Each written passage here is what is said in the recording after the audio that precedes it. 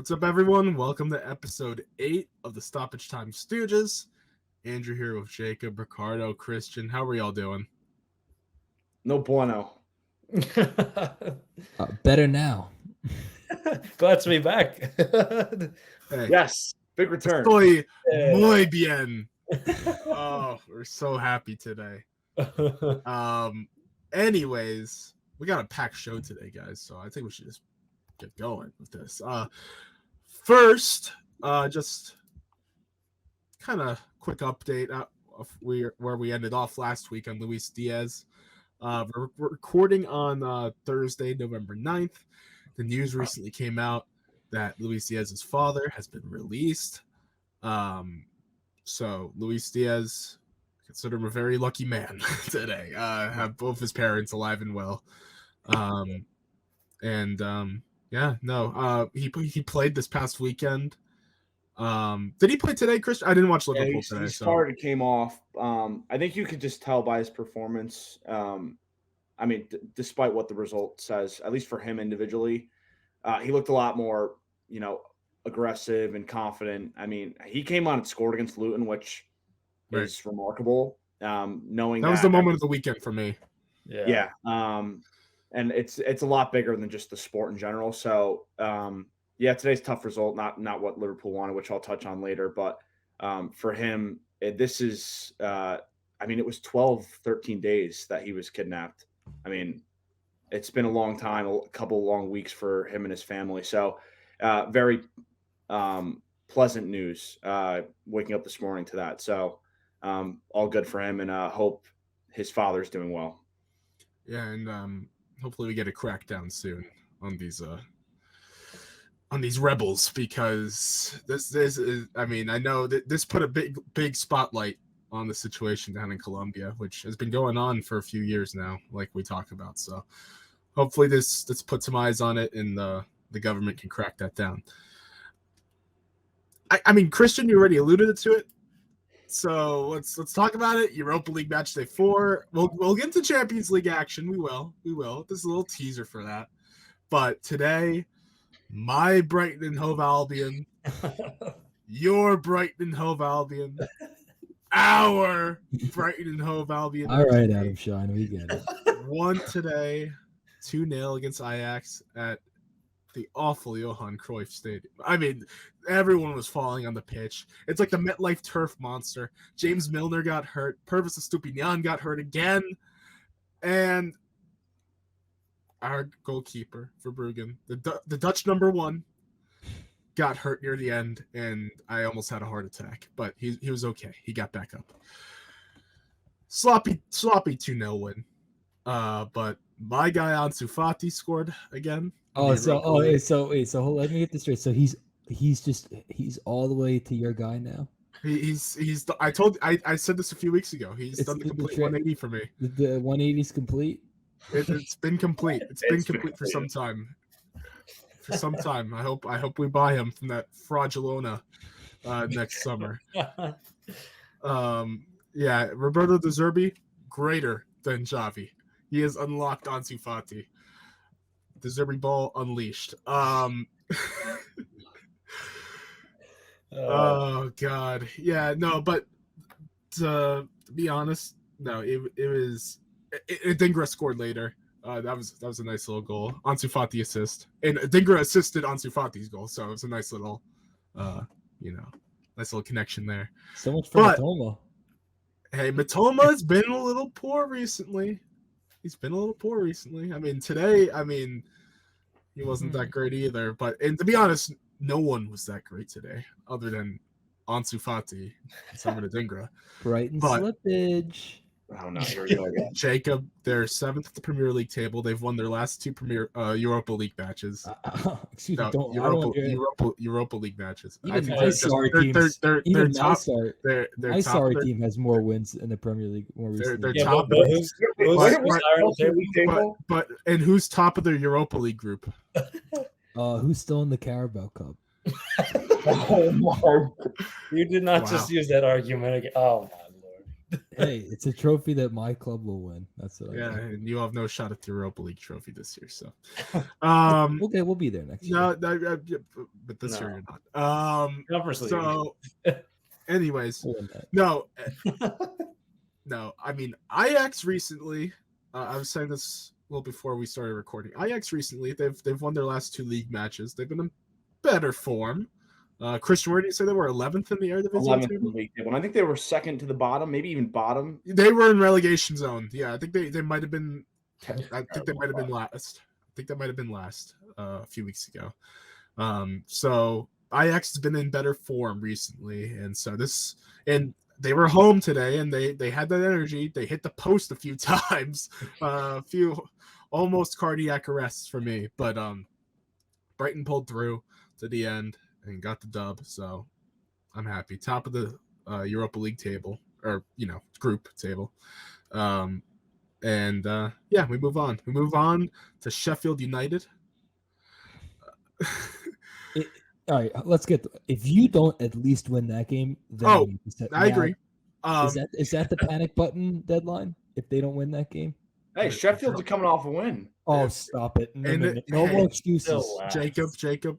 To be fair, I did call the 1-1 draw against Everton last week. I'm not disputing. I did call that. I'm gonna say it's a 2-0 win. If you don't win that game, I'd be worried. I mean, to be honest, if we draw, I'm not gonna be that worried. But that might be. if we get a point, I won't be that worried. Andrew, but they should get 3. They should get 3. They have. I think they should. I'm just saying, like, I understand that they're 7th in the league and they're doing relatively fine, but I mean, that doesn't dispute the fact that they haven't won a Premier League match since September 24th. I mean, trust me, the longer like something like that weighs on a team, the worse. I mean, it will get worse before it gets any better. Yeah, ask Chelsea that. Well, yeah, thanks. Am I wrong? I mean, last time I know. checked, Chelsea have at least 3 wins since Premier League wins since Brighton won their last game. That's what I know. Well, they're 3 points. Yeah, behind but them. But you want to hear that's it? But They're only Jacob, 3 points behind. Jacob. Do you want to hear who Brighton faced since their last win?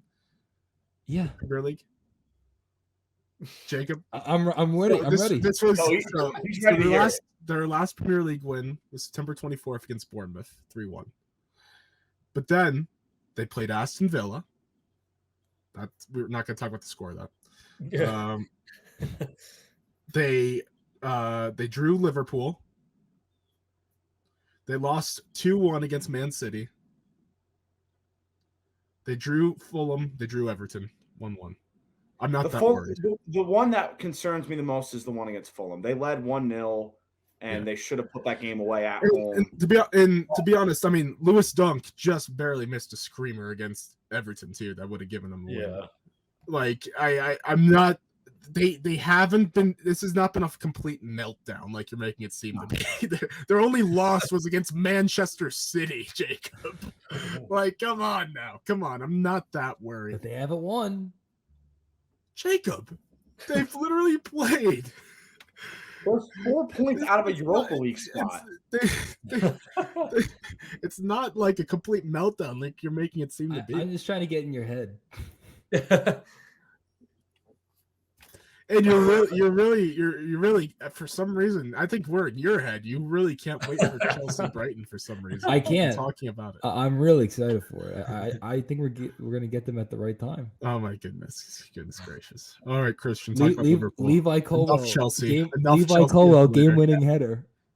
You hate Levi Colwell. No, I don't. Go on, Christian.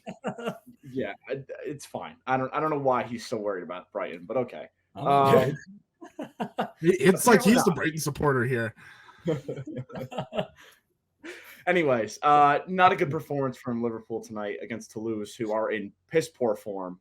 They hadn't won since October 5th. They had 3 straight losses. Not good form in Liga, and Liverpool were just really poor from start to finish. They had a late push towards the end. Ricardo, I know you saw the handball against McAllister. I don't know if Jacob or Andrew saw it, but Liverpool had an equalizer basically in like the 95th or 96th minute by Gerald Kwanzaa, one of our young center backs. And it got taken away because McAllister had a handball that went right here for the people watching on YouTube, and then it came down here after that. I thought the call was fine. Didn't have any complaints about it. I thought that was the right decision. But again, I said this to Andrew and Ricardo before we started recording. For me, Liverpool's matches in the Europa League will not matter until the knockout stages. That's how I see it. Priorities for me are the Premier League above all else. Now, if this result happened in the Prem and they lost away from home to a struggling side, similarly to what they did against Luton, much more concerned. But right now, for me, Liverpool are top of the group.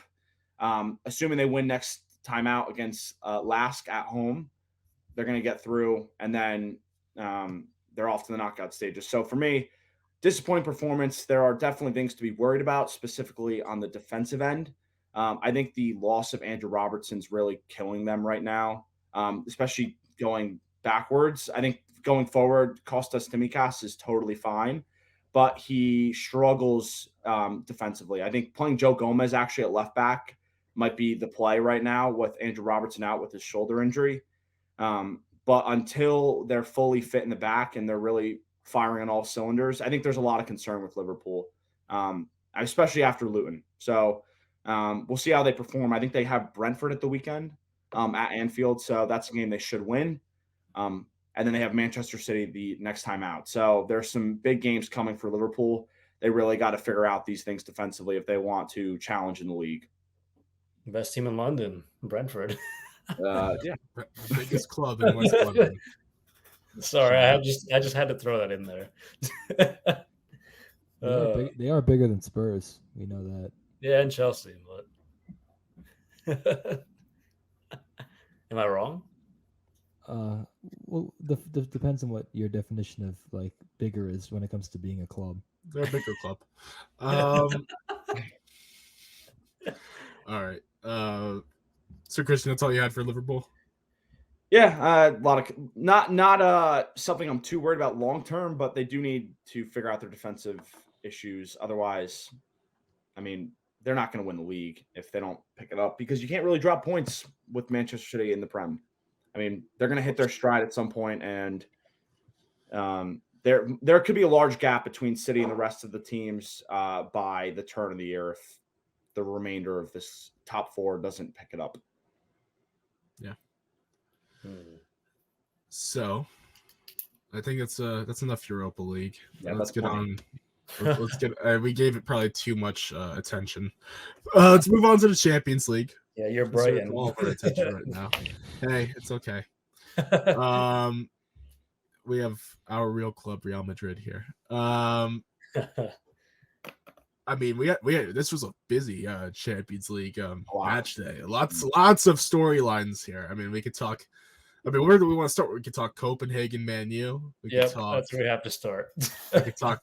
I mean, Ricardo. We could talk about Shakhtar Barca. Let me just say, Shakhtar. We could talk Milan PSG. I knew Jacob was going to say that. We could talk about Dortmund being top of the group, in the group of death. Lots to talk about, but yeah, I think Man U has to get our start here. Dreadful, absolutely dreadful. 4-3 Copenhagen. Rooney did it for FC Copenhagen. Rooney. Oh yeah, the guy's name was Rooney. That's so funny. I was like, what the? Okay, yeah, Rooney came back from coaching and actually scored against his old side. Ultimate revenge game. But oh my god, man, that crazy. I mean, oh man, that's just as if it couldn't get any worse. I mean, that pretty much is like the lowest point right now. Unless they lose to Luton Town this weekend. Well, I guess yeah. To me, that's yeah, worse. But this is much more magnified. It's magnified, yeah, especially that's worse. But especially with the games they have coming up, and it's just, man, you had a 3-2 lead. I know you were down to 10 men, but like, it's just, how do you collapse in 4 minutes like that? And I know you're on the road. Sure, the atmosphere is incredible, ridiculous, but still, it's like you have on paper the better side, the better players, so to speak. But I mean, it's just for it to all come crumbling and just falling apart so quickly. I just feel like that really sums up United's season so far. Really, Yeah. I mean, it just so bad. Bruno Fernandes should be stripped of his captaincy. He shouldn't have been captain to begin with. He should be stripped of his captaincy. No, Jacob. No, Jacob. no. What has he done as a leader? What has he done as a leader for this group? Who should be the captain if it's not him? It shouldn't have. I'm going to tell you right now. I don't like Harry Maguire. It should have stuck with Harry stop it. Maguire. It should Come just on.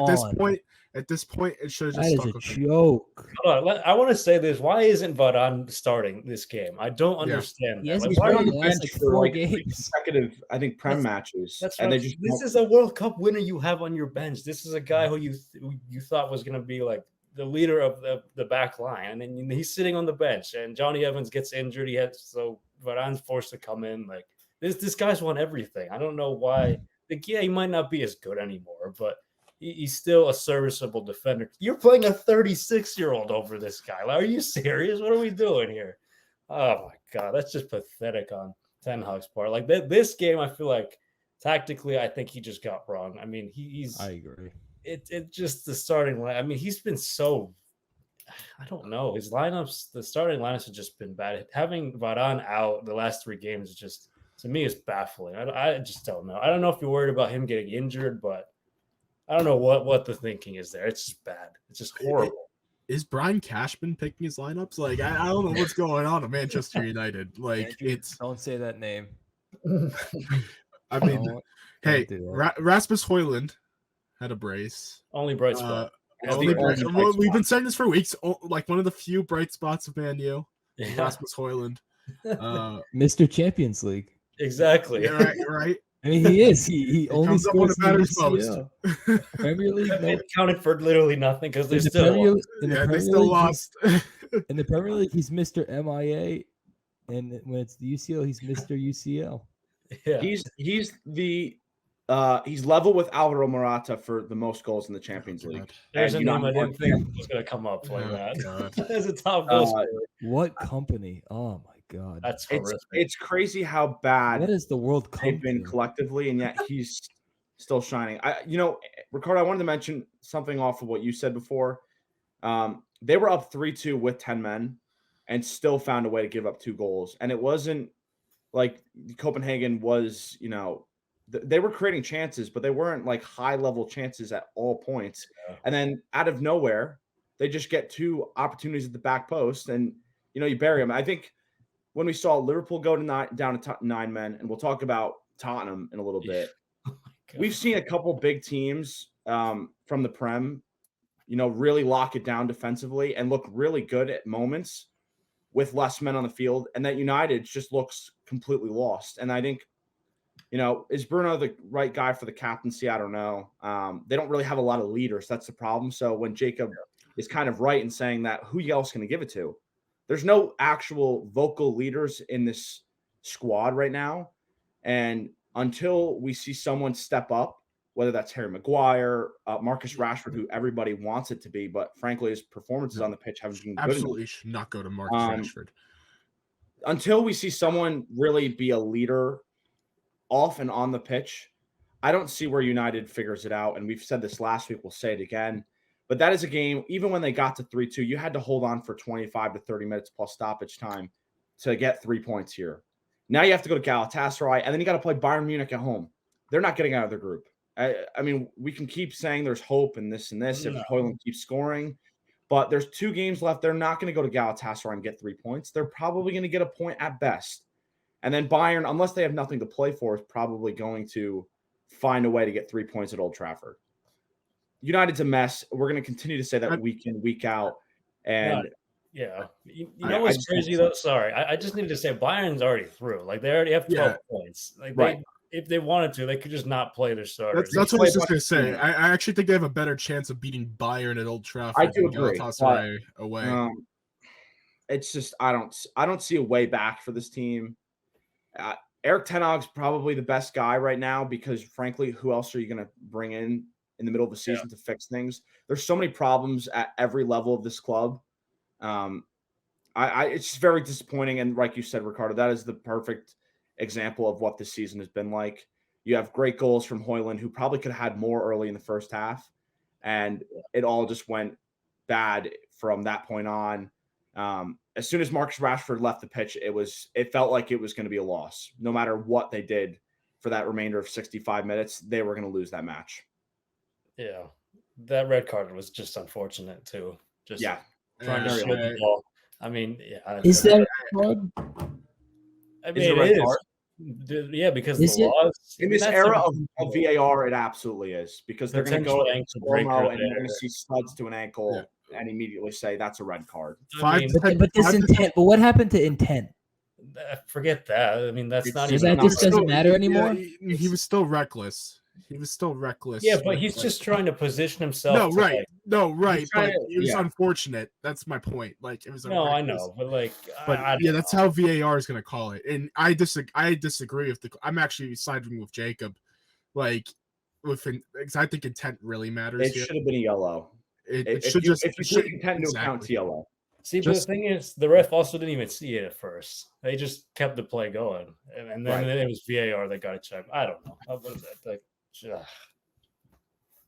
I mean, that definitely was a big shift in the mindset of Copenhagen, but just how it played out. Yeah, no. I'm glad I'm not a Man U supporter. I would be going ballistic. I would hate life. Like, this is, and I mean, you're talking to captains. I mean, it seemed just fine last year. I mean, I don't like Harry Maguire at all. But Bruno was wearing the armband most of last year when Harry Maguire wasn't on the field. I mean, that's fair too. But I mean, that's a fair point. But I feel like that caused some dysfunction potentially by openly stating. I mean, I know they were gonna try to ship Harry Maguire out, but of course it didn't end up happening. They were close to, right? With West Ham, was it West Ham? West Ham wanted him, and he decided he just didn't want to go. Yeah. So I think that, I mean, was a big factor in all this. And hey, I mean, Bruno. I mean, I like Bruno Fernandes as a player. He should not. He should not be the captain of a team. He should not be. This has totally gone downhill. But fair point. There's not a lot of great options. So, they're screwed. They're just screwed for the season. But man, I think that was a good discussion on Man U.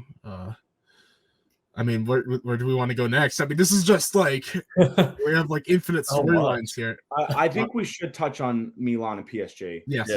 Just discussing that, because it was the biggest win of Milan's season when you consider the expectations going into this Champions League group.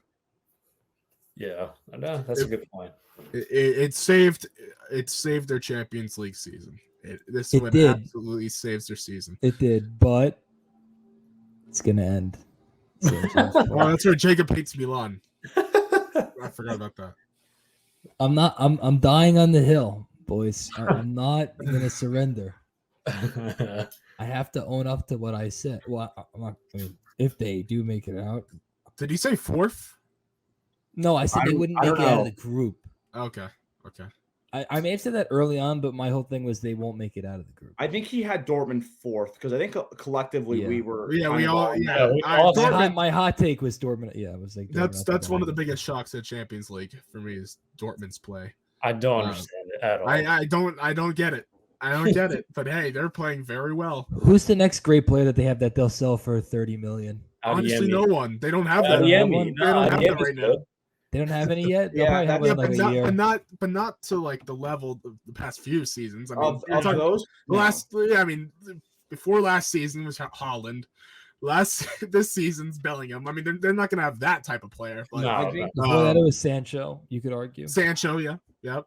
That's a good point. It's probably Adeyemi or Daniel Malin. I know he's been linked to a lot of bigger teams, but again, these are guys that are going to go for 40 to 50 million. Yeah, right. You're talking about they don't have anybody in the squad right now, which again, you should credit them to Edin Terzic for putting this together, because this is not a this is one of Dortmund's worst squads in the last 5 years, and yet they're top of the group with PSG, who's relatively in decent form in the league now. I mean, say whatever you want about Liga, but they've started to figure out how this team wants to operate.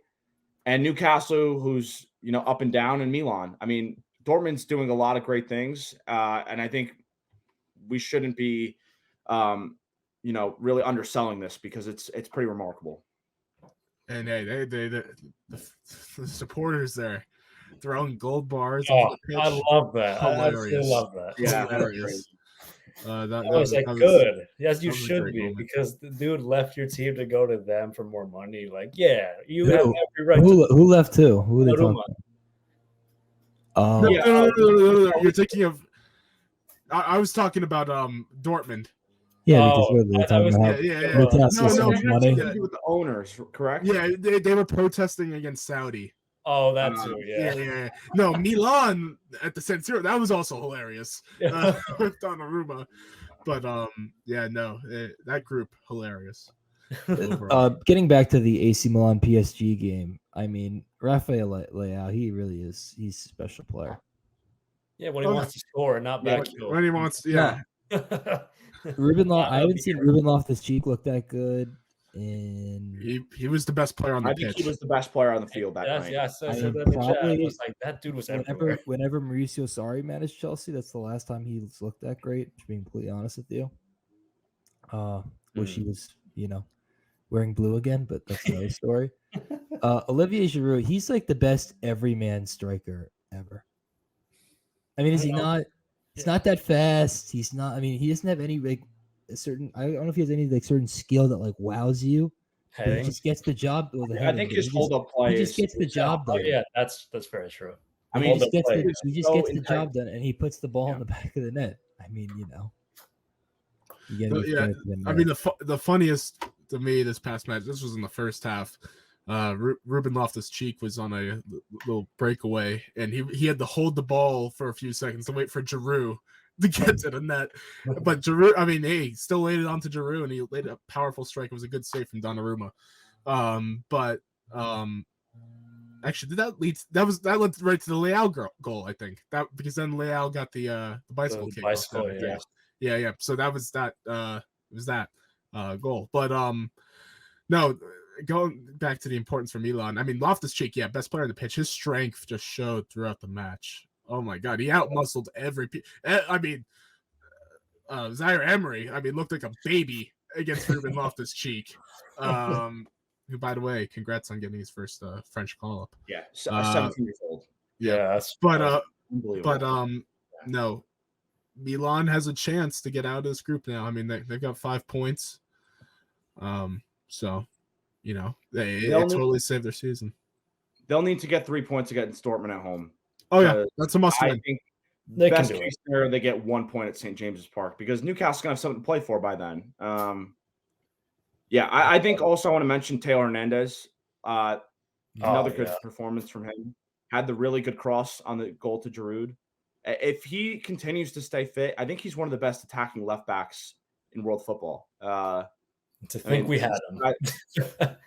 He played a role in the season where Milan won the league. I think it was 2 years ago. So I mean, they're in good shape right now. I mean, they're 1 point off second, 2 points off first. Take care of your business against Dortmund, and then you leave it to Matchday 6. I think there's much better vibes around Milan now, despite their form in the league, which has been very poor. It could be first. That's all I'm saying. The Leao back heel to whatever that was against Newcastle in the first game. But anyway, Christian, who are you? Jamie Carragher calling him Olivier Giroud. Giroud, come on now. Carragher. All right, the Liverpool fan of me came out, I guess. I just want to say this: this group is just delivering. Absolutely, yeah. I mean, it's so much fun to watch, man. The fact there's only 2 games left, I'm like, why can't this just be like a year-round thing? Like, it's just the fact that any team can win at this point is exactly what you wanted out of this group. So, all right. Can we talk about the disaster? Let's talk about Let's talk about it, Jacob. Barcelona. I mean, Oh, let's let talk me get about this it. out of the way. Barcelona. Did they know they had a game? Yeah. Did they show up? Were they awake? They did show up. I'll tell I you mean, that. what? I Yeah. mean, you would have thought that they were just that it was like a scrimmage the way they took that game. It was like they gave up the goal and then wait, no, it's over. They quit. I mean, that's how they played. I mean, Xavi he left. Let's see, he left João Felix on the bench. Pedri's on the bench. I He think- starts Marcus Alonso as a pure left back, which is, as I can speak from experience, not a good idea. That man is only a left wing back. Now he loves Ferran Torres.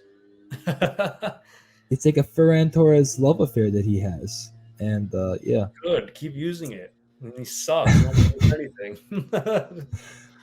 But I said it. I had no basis for this, but I just said Shakhtar. They'll play. Let's spoiler.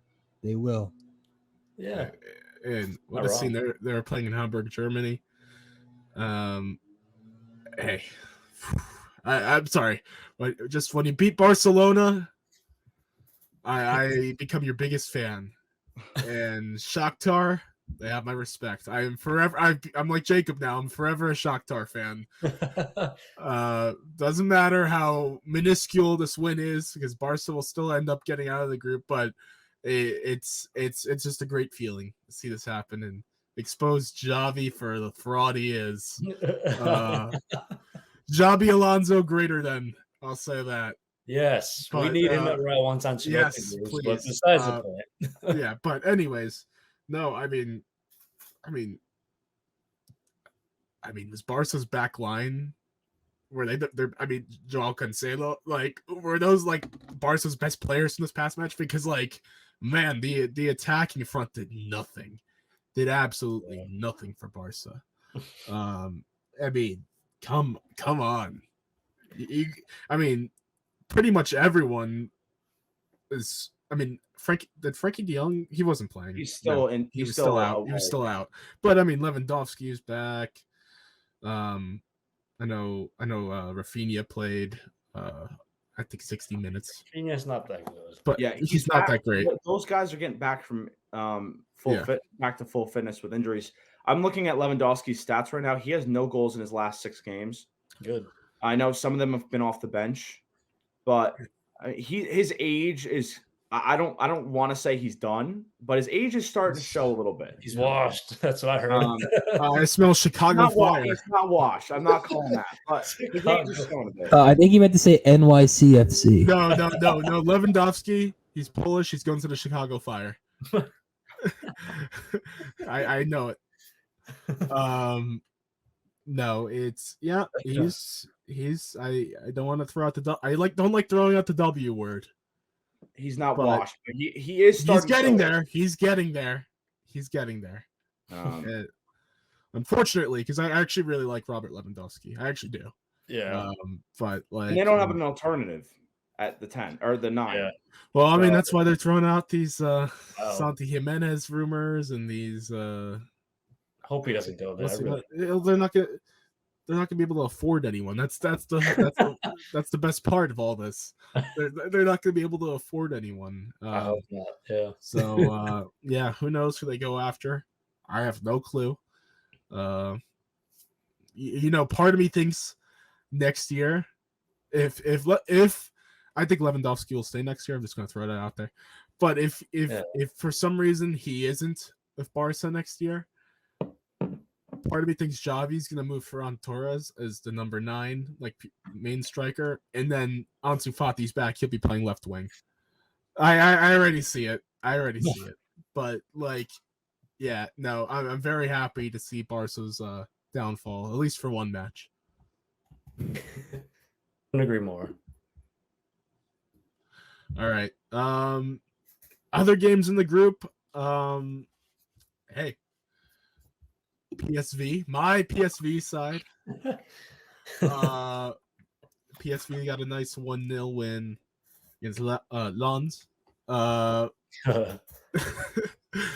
trying to pronounce it, Jacob, like Thierry Henry. That's a tall order. But no, I mean this puts him right back in the mix, at least for a Europa League spot. How about Real Sociedad? What's up? PSV are second in the group right now. Second, so yeah, I know. They can Yep, still they get can out. still get out, but it does put them in prime position to at least get a Europa League spot. Yep. Real Sociedad. Talk about another like Benfica's trash. magical team. Yeah, we said this the past few weeks. I mean, I'm going to say it again. Benfica for me is one of the biggest disappointments of this Champions League season so far. But Real Sociedad, I mean, I've been Inter Milan quietly just going about their business, getting the job done. Nice little 1-0 win over. Oh yeah, who'd they beat? They beat RB Red Bull Salzburg. With Taro Martinez just comes off the bench. I actually mispronounced it. I mispronounced it. Salzburg. Yeah, there you go. There you go. No, but Inter Milan, not really getting a lot of shine, but again, I picked them to win the whole thing for a reason. It's the quiet revenge tour. No. It's gonna happen. No. But, no. It's just no. Why not? I just don't think they have most of their players back, but like I don't know. There's a part of me that's just like, there's no way they can do this again. They lost a few key pieces from last year. I mean, they lost their goalkeeper Andre Onana, who hasn't been doing that well, man. But so yeah. I don't know where that form's gone for him, but I think it'll all depend on matchups for Inter in the knockout stages. There's teams they set up well against, and others they don't. So I'm not ruling out a run yet. Yeah, Napoli and Union Berlin. Yes. 1-1. I mean, Napoli is the most uninspiring good team, right? Napoli, they're like the worst like good team. I feel like. I mean, they are missing their. It's fair. I mean, who am I supposed to look forward to other than Osimhen? How do you say his name, guys? I never even tried to pronounce the kid from Georgia. I can't say it. The dude from Georgia? Yeah, he's from Georgia. 22. I don't know not how. The state, not the state. Just to clear that up. He's really good. Oh, he's amazing. Yeah. I mean, other than that, I mean, it's a lot of the same group. Yeah. Yeah, it's all right. But did Real is solid there. Union Berlin did at least. Yep. So literally all Real needs is a point from their match against Napoli, and they're first. So yeah. I mean, they went out to Santiago Bernabéu and handled their business perfectly against Braga. Couldn't ask for much better. Without Jude, too. Without Jude. Brahim Diaz, I mean. Brahim the Dream. Performance. Mr. Big Club. Hey, he's played for up. City. He's played for Real Madrid. And has he played for AC Milan? Yeah. Wow. He's played for all those clubs. Hey, he did well the last 2 seasons with Milan, but he was a big part of everything they did. Yeah.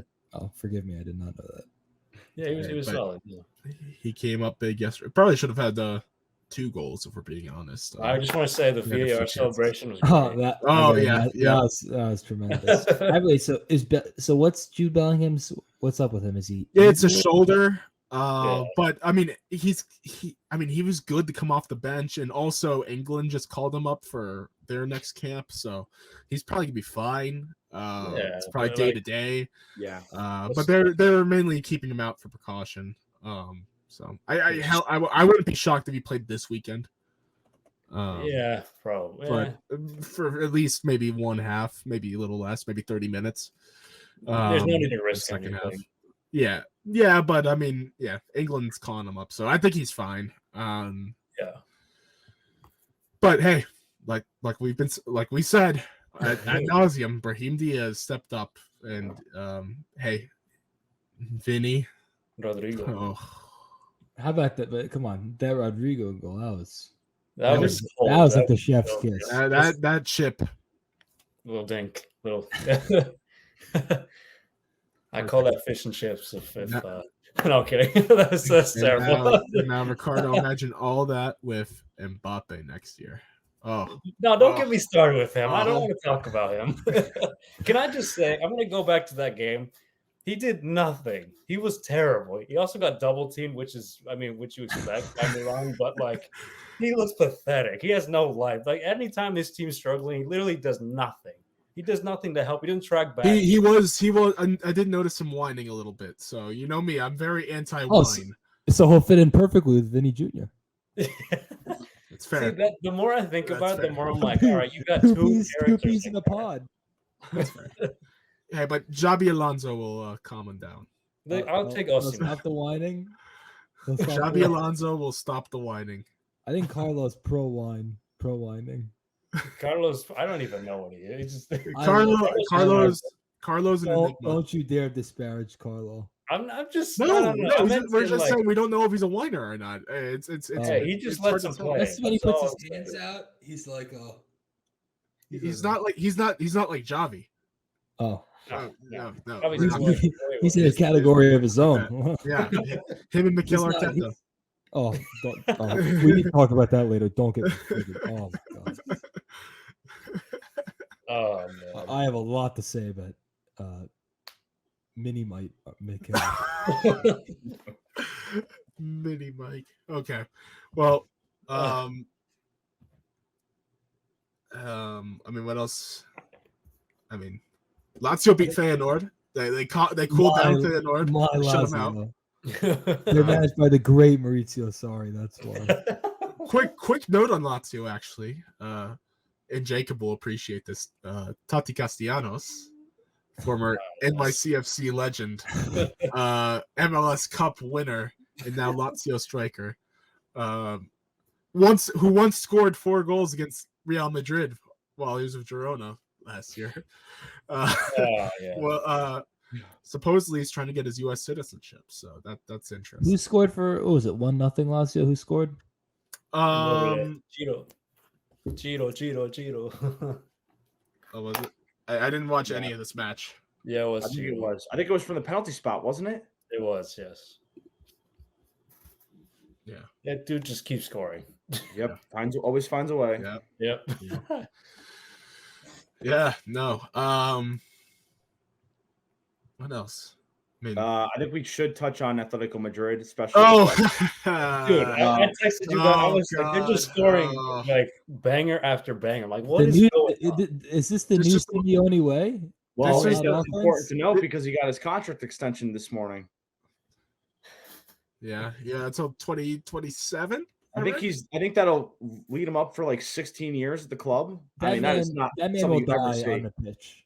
That man will die on the pitch. Yeah, he will. Yeah, he literally This was the most anti-Atletico Madrid performance of all time. This was, I mean, this is unreal. This is like, hey, we love our analogies. This is like a Tom Thibodeau team scoring 160 points in a game. Like this is unreal.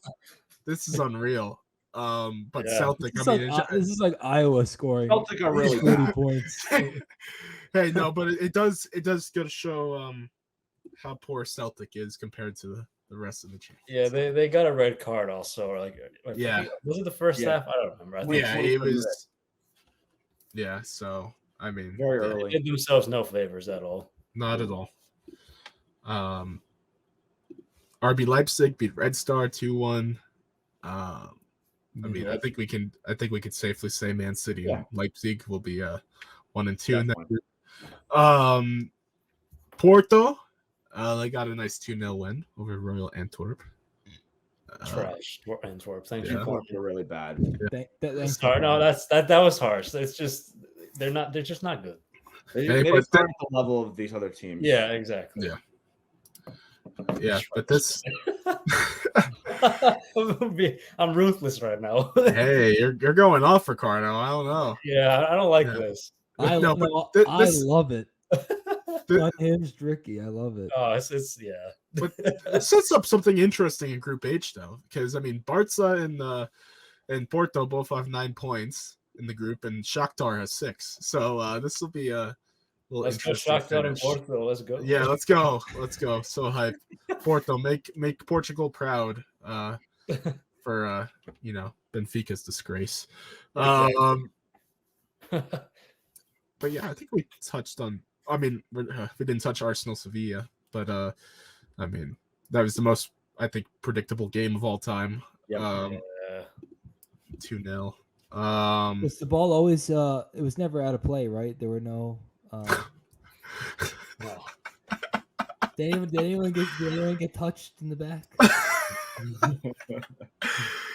I think that's a good. Yeah, let's go on. Let's transition here. Let's just. I'm even just gonna rename my banner here. Let's just call it Arsenal because, man, please, Jacob, go on with this. I want to hear you. This could be Jacob's rant of the week. I kind of. All right. Listen. Was the ball out of play? Yes. Did Bruno? How do you say his name? Gumari? How do you say his name? Gimesh. I don't know. It's Gimesh or something like that. Call him Bruno G for shoved. Was it Gabriela Saliba?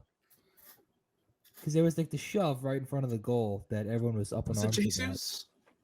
It was definitely not Jesus. He wasn't. No. It was Saliba. It was Saliba. So that happens. Okay, 2 infractions, and I understand that Mikel's upset because his unbeaten record's broken. Did someone tell Arsenal that the game wasn't over after you go down 1-0? Did someone tell them that? Because I don't know if they got that memo. Again, a lot of these teams, they want to cry about calls that happen in the middle of the game when the game is still winnable. Enough.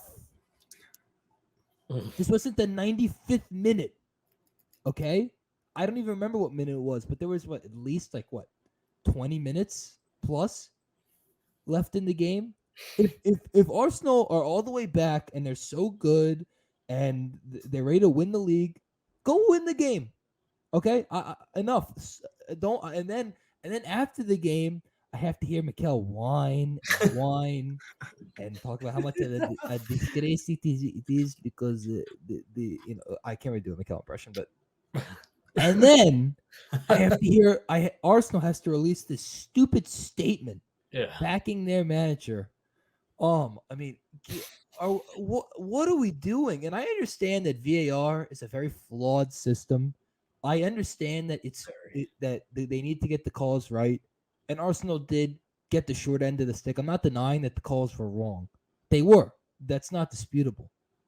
But at the same time, I mean, really, we're gonna act like he just got shot in the head.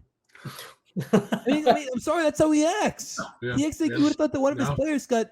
You would have thought that. Remember that time where Jack Grealish got almost beat up when he was playing for Aston Villa? Against Birmingham? Remember that? You would have thought that's what happened to Mikel. I mean, and again, winning and losing, I get it. And Arsenal are in the thick of the title race. I understand it all. But win the game. If you're that good, win the game. Did you lose any men? Were you playing behind? No. Did you have almost your whole squad? Yes. Do you have a loaded bench? Yes. I mean, if they're that good, win the game. It wasn't like this was like it was 1-0 already, and this made it 2-0 with 5 minutes left to go. It was a winnable game, and Arsenal wilted under the pressure. Okay, I'm sorry they wilted. They did. I mean, you don't need to say sorry because I think we all. I don't want to apologize. I can't stand Arsenal. Yeah, you don't need to apologize about Arsenal. I mean, he should have taken a page out of Big Ange, who sits there like this at the end of every game. He says, "Yeah, I don't know, mate. The goal's a goal. We even though he was like whining to the referee. Oh my God, no! But he could do no wrong. But we'll get into that. No. I love Big Ange though. I do. Jacob, We'll get into that Jacob. later. Just last week you were saying I love Big Ange. No, I was saying that I was so tired of how much everybody loves Big Ange because he can't get off my damn feed.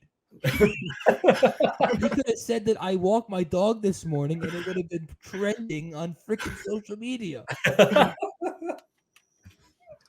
Okay, well, I mean, yeah. I mean, we could just go on to the bigger question here. This was actually a viewer question sent to us on Twitter about just talk about referee accountability, and I mean this leads into this bigger discussion on should referees, should they be more at fault, or should they be taking more of the blame here? And the Yes. answer is absolutely yes. I mean, come on. I mean, you don't need to go overboard, and I think Mikel Arteta, I mean, that was too much. I don't think that was made. I think I don't know if that was necessarily a refereeing problem, but Mikel Arteta was complaining about. Yeah. But I mean, just looking at like Chelsea Tottenham, I Jeez. mean, that was a refereeing nightmare. Not just because of calls, but just how long it took to But is that the referee's fault or is it the VAR's fault? I mean, A VAR combination of both. it's refereeing. Yeah, It it's is still But refereeing. I think VAR gets all the blame, which is what Andrew. I think you're making the perfect point that there needs to be a balance between we're going to complain about VAR and the lack of the flaws in the system, but there also are aspects to this that the referees are getting wrong, Yes. and not having like There's for a example, human aspect to this. Yeah, right, yeah. Just I'll quickly add. I think that's a great example. Chelsea and Tottenham. There was no control of the game from the referee. It was just chaos. Like for 45 straight minutes, just every 3 seconds there was something going on, and then there'd be like Jacobs mentioned a complete delay where there'd be 2 or 3 minutes of trying to figure out what's going on. Like as a referee, it's a difficult spot to be, and I did some refereeing back in the day. It's tough to get control. And Did you have VAR? No, I did not have VAR. Oh, yeah, maybe could. Did you do one of these? Oh. Either Rashad Jennings.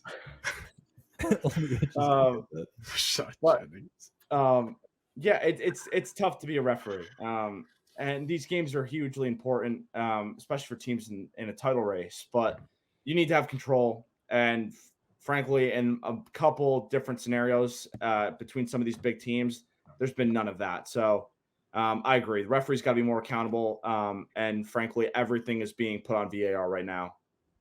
Yeah, I mean, it just has to be more efficient. I feel like, especially with those calls that take so long to make. Like, you have like rules. You have things you're looking for, certain criteria, and like, I mean, the Marcus Rashford thing is a clear example of that. Like, that's clearly a red card. Like, even though there was no intent of it, like, he's still there's a potential.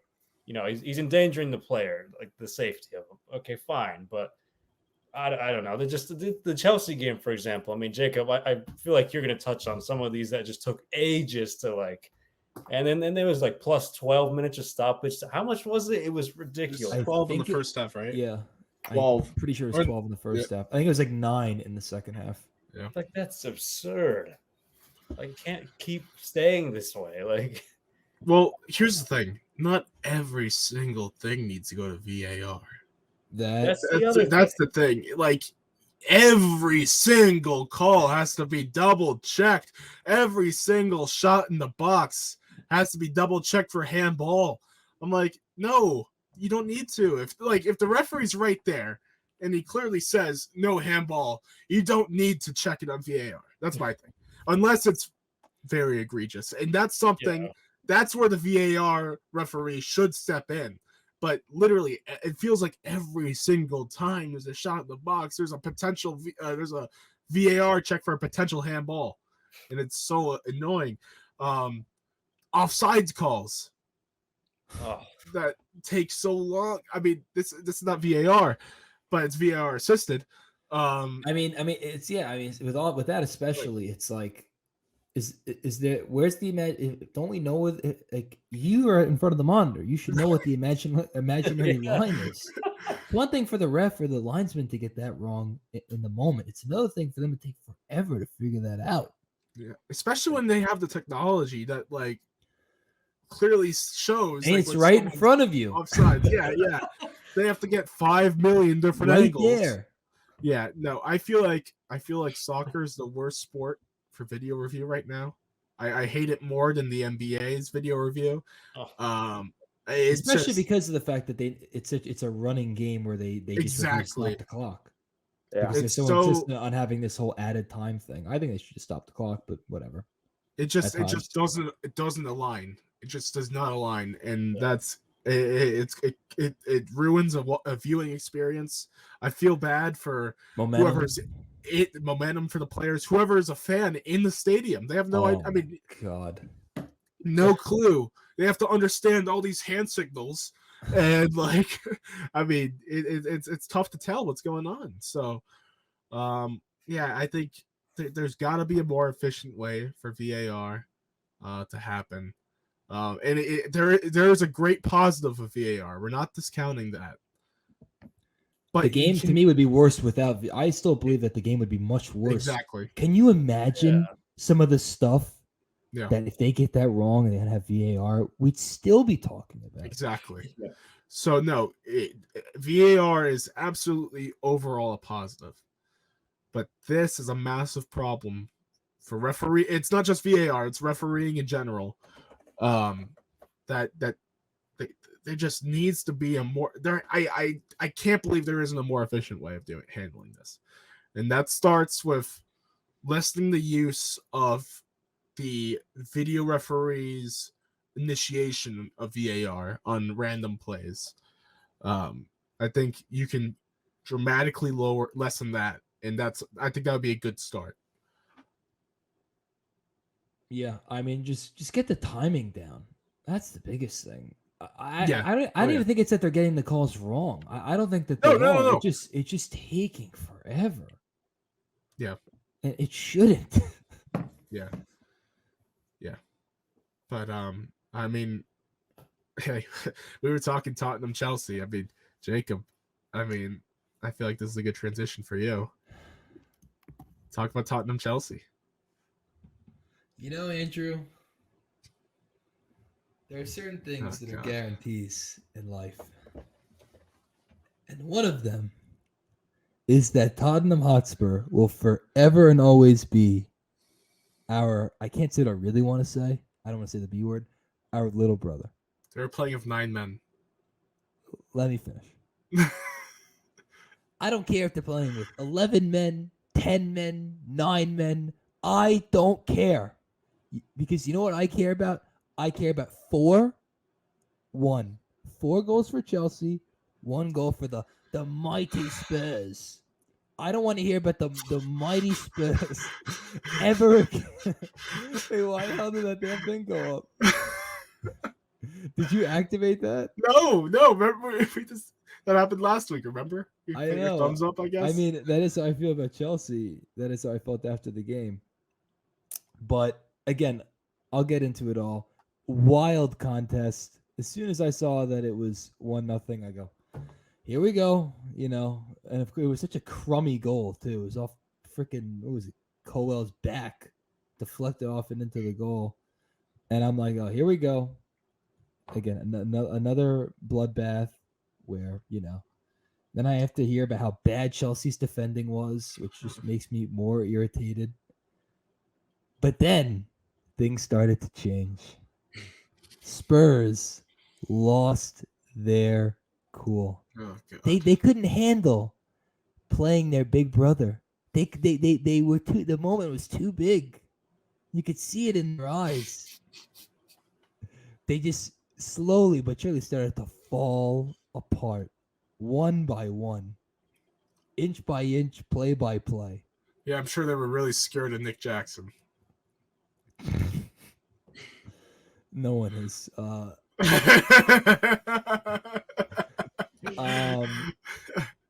But anywho, again, Michael Oliver. As soon as I saw him walking that time, like, oh, here we go. This will be fun. I mean, you just know that he's gonna have no control over the game. It starts. There were so many like fouls, infringements, whatever, that I have a hard time keeping count of them all. I mean, they had this Udogi challenge, which was a yellow. I think it was a yellow. Yeah. And they thought it was a red, and I'm like, really? This is not a red card. I'm like, he barely touches the guy, and they thought it was almost a red card. They took like 3 minutes. But then this is where it all started to unravel for the mighty Spez. When Sterling scored a goal that got disallowed because of a handball. But in the back of that play, you see that fraud, Christian Romero, take a swipe at Levi Colwell's the back of his legs. And there's You continue cutting the promo. It's okay. And there's no Big and Ange. there's no freaking card. There's not even a yellow. Hey, Michael, did you see that Romero is nowhere near the ball when he just tries to freaking take a swipe at the back of Levi Colwell's legs? I mean, it was a joke. But then we have this whole sequence where the ball's getting played around. I'm about to watch Nicholas Jackson miss another sitter, and I'm going to lose my mind. But then the ball just falls to Moises Caicedo, and he hits this beautiful strike in the bottom corner. For his goals. And I am going nuts. I am like going crazy. I'm like, finally, this freaking guy did something. And then I have to hear John Champion go, oh no. I don't think he said that verbatim. Questions are getting better and better. He's like, but apparently it's an offside or something like that. And I'm like, no, don't take it away from me. But the good part was that it was that fraud Romero who thinks he's playing in the gladiator games, for crying out loud, taking out Enzo Fernandez, who made a favor, but takes out Enzo Fernandez with this horrendous tackle. Yeah, terrible. And again, that took 5 minutes. Yeah. I'm like, it's clear and obvious. It should have taken 30 seconds. I mean, he literally he's going for the ball. He Well, boots his cleat up and no. goes wham into his Well, to be ankle. fair, in the same check, That's true. You had to check two things at once. They had to check the I understand offside. that. So And they're like, oh, he's offside because that- Enzo the Fernandez is on the offside took the ground. I go, majority you of know the why time. he's on the friggin' ground? I mean, and then luckily Cole Palmer, our penalty specialist, almost missed, but he didn't. it's a Because he's banger. got that. I know, Cole 3 for 3 on penalties. Like to see score a real goal, but I'll crawl before we walk. Cole Penmer. So then he scores, and as soon as they're down to 10 minutes. As soon as that happens, I'm like, all right, they need to win this friggin' game. Losing is not one. They cannot lose this friggin' game. I will. Oof. You think the week before's rant was bad? If they lost to a 10-man Tottenham, whew. And then there's 9, and I'm going crazy. I'm like, oh, they're falling apart. They can't handle it. They're all dropping like flies. Big Ange doesn't know what to do.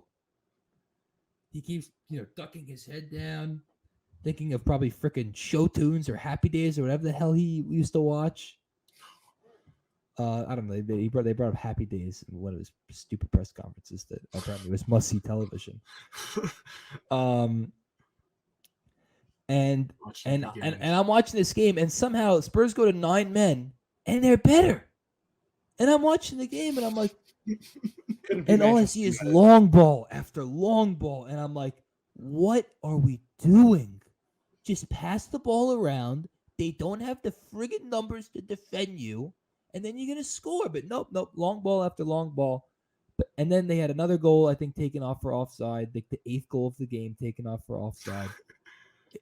I really need to know by the end of the year. I guarantee you Chelsea will lead the Premier League in offside goals because they are the best at that, unfortunately. They're the best at that. And then whenever they finally score another, Nicholas Jackson, and I'm like, every time they score, I have to like be worried that it's freaking offside. Every time I'm like, wait, and like then we celebrate. He scored. Then he scored. Then the best was the last two, because they were like the final nails in the coffin, and it was just beautiful. And nothing beat him doing the Ronaldo celebration for the last goal. That was just hilarious. Unwarranted. That was a absolute joke. It was. I know. I couldn't stop laughing. It was an absolute joke. Just like Spurs' performance, it was a joke.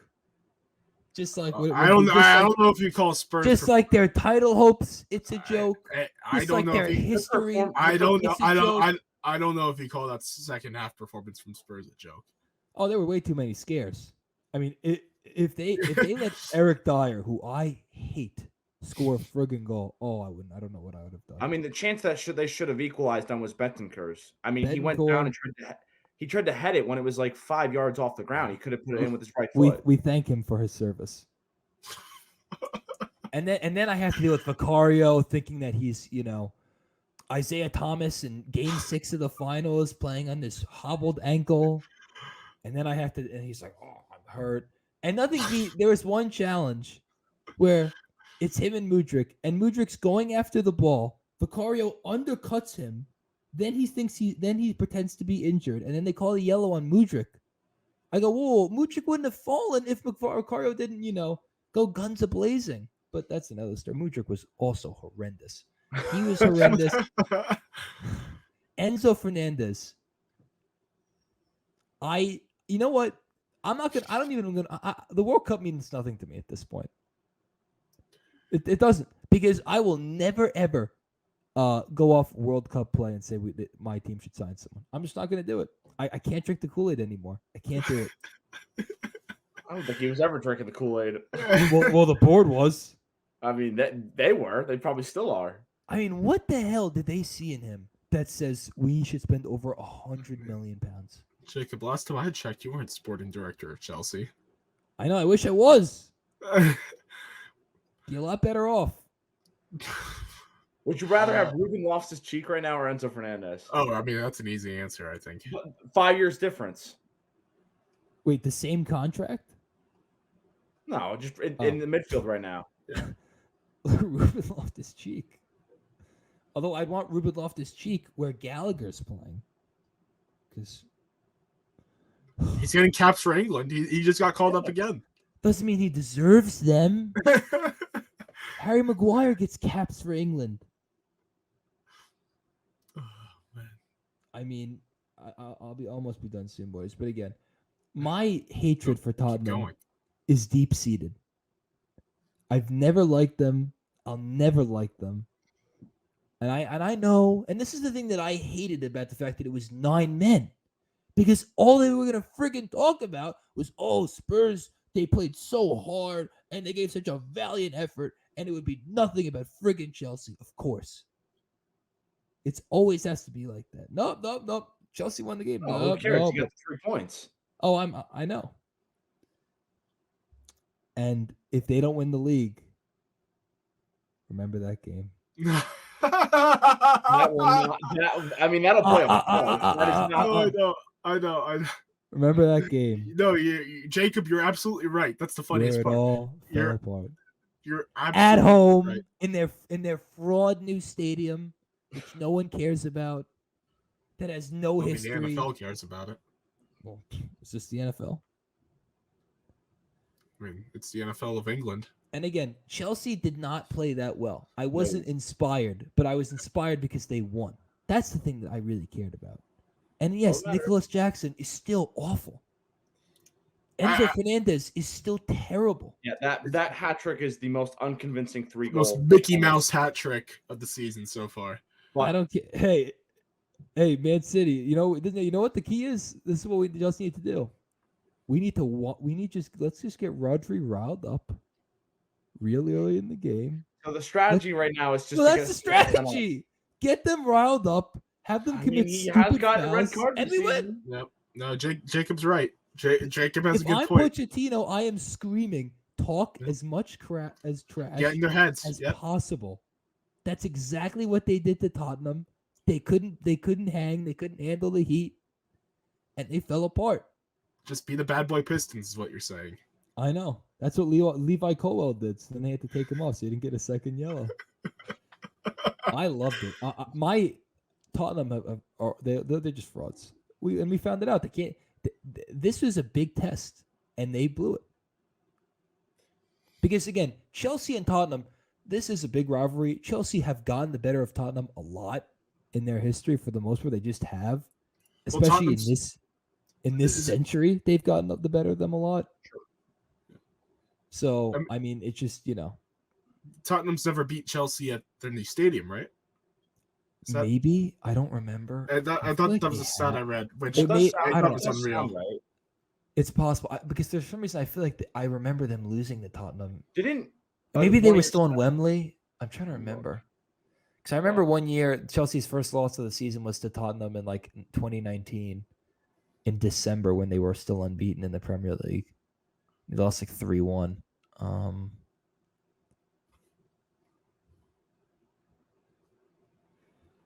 No, well, last season Spurs beat Chelsea at Tottenham Hotspur Stadium 2-0. They did? Okay. That was at the end of the year. But, I mean, I think there's been a couple occasions where Spurs have lost at home in recent years. But, I mean, I think the bigger story, and everything's going to be talked about with the red cards and whatnot, but them losing James Maddison, Mickey van der Ven, Christian Romero, and Udogie for periods of time now is what's going to cost them probably for the remainder of the month at least. I mean, Mickey van der Ven's going to be out for a while, I would assume. That did not look good. Madison's might be fine. He might miss a game or two, but, I mean, he's had a lot of ankle injuries in the last 3 or 4 seasons, so this could be something that just continues to linger. But again, I mean, Eric Dyer's first minutes of the season came in that game. Has Højbjerg played the whole year? Was that his first minutes too? I think he hasn't played. No, he's come off the bench and played. He started a couple matches, but he wants to leave because he's just not doesn't play. I mean, yeah, featured enough.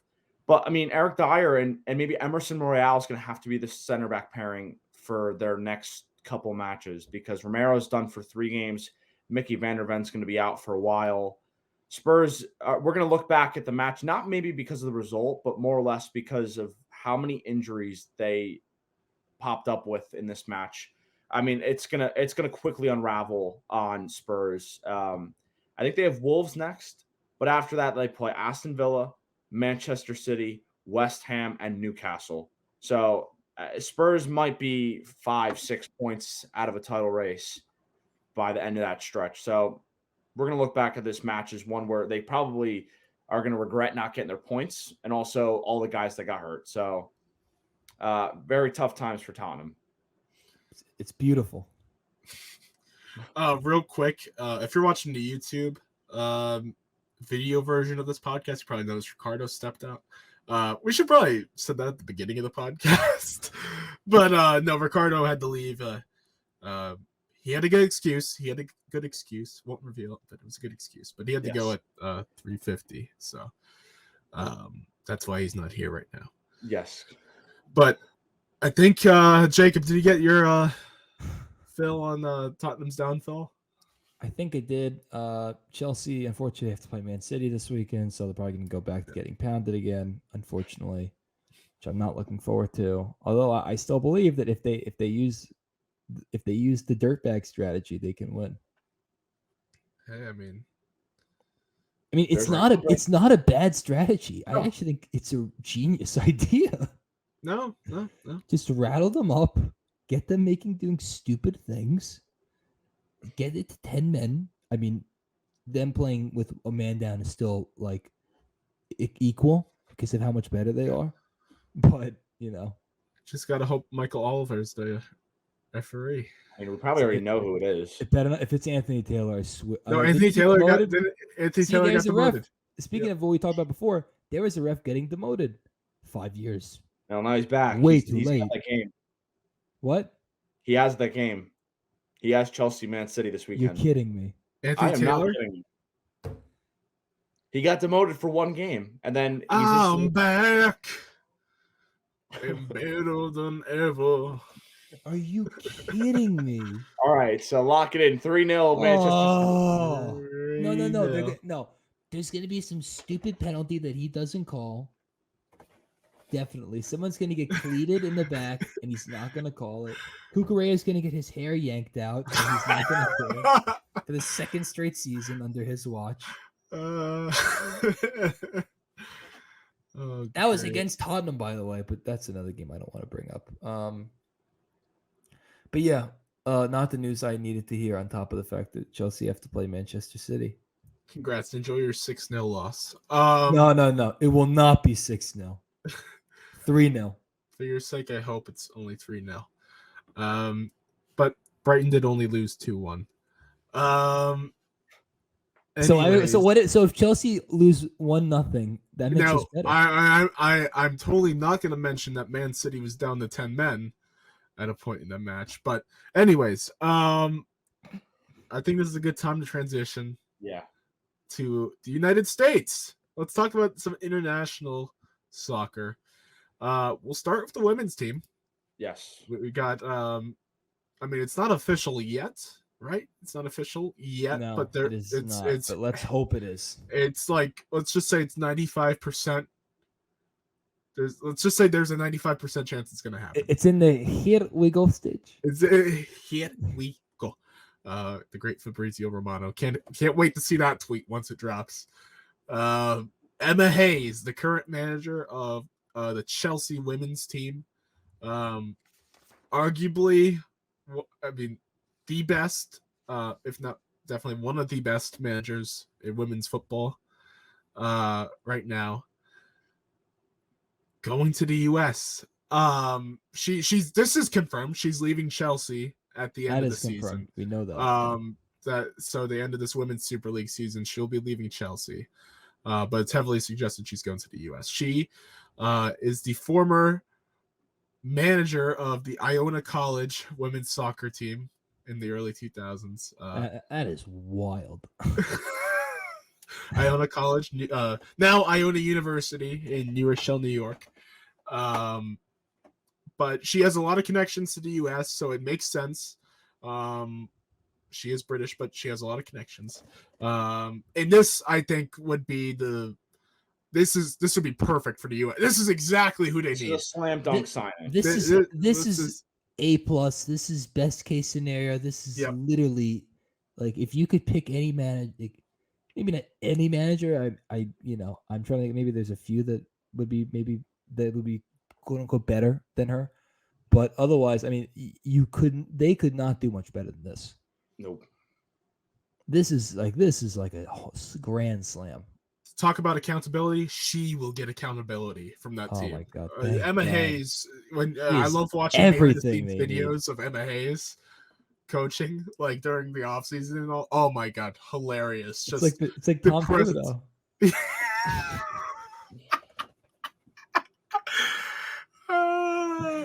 Gerard Gallant. Oh my God. It's like the Bob Knight of women's soccer. R.I.P. Bob Knight. Rest in peace. No. This is who they need. They need that fiery personality of Emma Hayes. Vladko did. Talk about the ultimate stooge. Oh my! The ultimate go along to get along guy. Yep. That was Vladko. They needed this type of personality. So They haven't had it since Jill Ellis. Yep, exactly. She will be this next generation's Jill Ellis for this team. Absolutely. And this is where the U.S. manager budget went to. Imagine what the men's side could have done, but they were probably let's be honest, they were probably planning on someone like Emma Hayes. So they didn't want to go big with the men. There's not much we could really say. We need to see them in action with Emma Hayes first, but I'm interested to see what Chelsea aftermath is. That's I read stuff that she didn't want to leave. It was more like a contract dispute, which is again the glorious Chelsea board just continually doing everything wrong. The one good part of the club they managed to screw up, but that's another story. Well, Chelsea has. What? is Emma Hayes the one good part of the club? She's one of the better aspects. The women's team is one of the better aspects of the club. Oh wait. Oh, that they managed to. Okay, never mind. I'm rehearing everything you said. That they managed to screw up. Okay. Yeah. No. I thought you were saying she was like the only. No. Club. I was like, are you kidding me? No. No. Okay. Emma Hayes. This is like getting Pep Guardiola for the. Oh yeah. It really. For the side. I mean, she's won the Women's Super League 6 times. She's won the Women's FA Cup 5 times. She's in the Women's Super League Hall of Fame. She has an OBE for crying out loud. Yeah. I mean, this lady's no legit. joke. I mean, she's the standard for women's soccer coaches. And again, we talked about, I love the fact that she seems like a no-nonsense, tough love, in your face. This not your friend coach. Enough of this, like, oh, we're pals. I'm sick of that. I want someone that is going to be, all about brass tacks. And this team needs tough love. They need it in the worst way possible. And to me, there's got to be some hard conversations. And the first tough call that I would make, and this is going to be a hot take, but I'd Alex make Morgan. it. Yep. Bye-bye. Thank you for your service. I agree. It's time. I can get behind that. I mean, look, everybody wanted to kill Megan Rapinoe, and a lot of it she was brought upon herself. But it was she almost masked the fact that Alex Morgan also did nothing. And Alex Morgan played a lot more than Megan Rapinoe did. And Megan Rapinoe took all the bullets. Rapinoe wasn't starting in those games either. Exactly, so that's my point. Alex Morgan was not good in the World Cup. And I'll quickly mention this too. I wanted to talk about this. There's reports today that Chelsea tried to offer quadruple her salary to keep her there.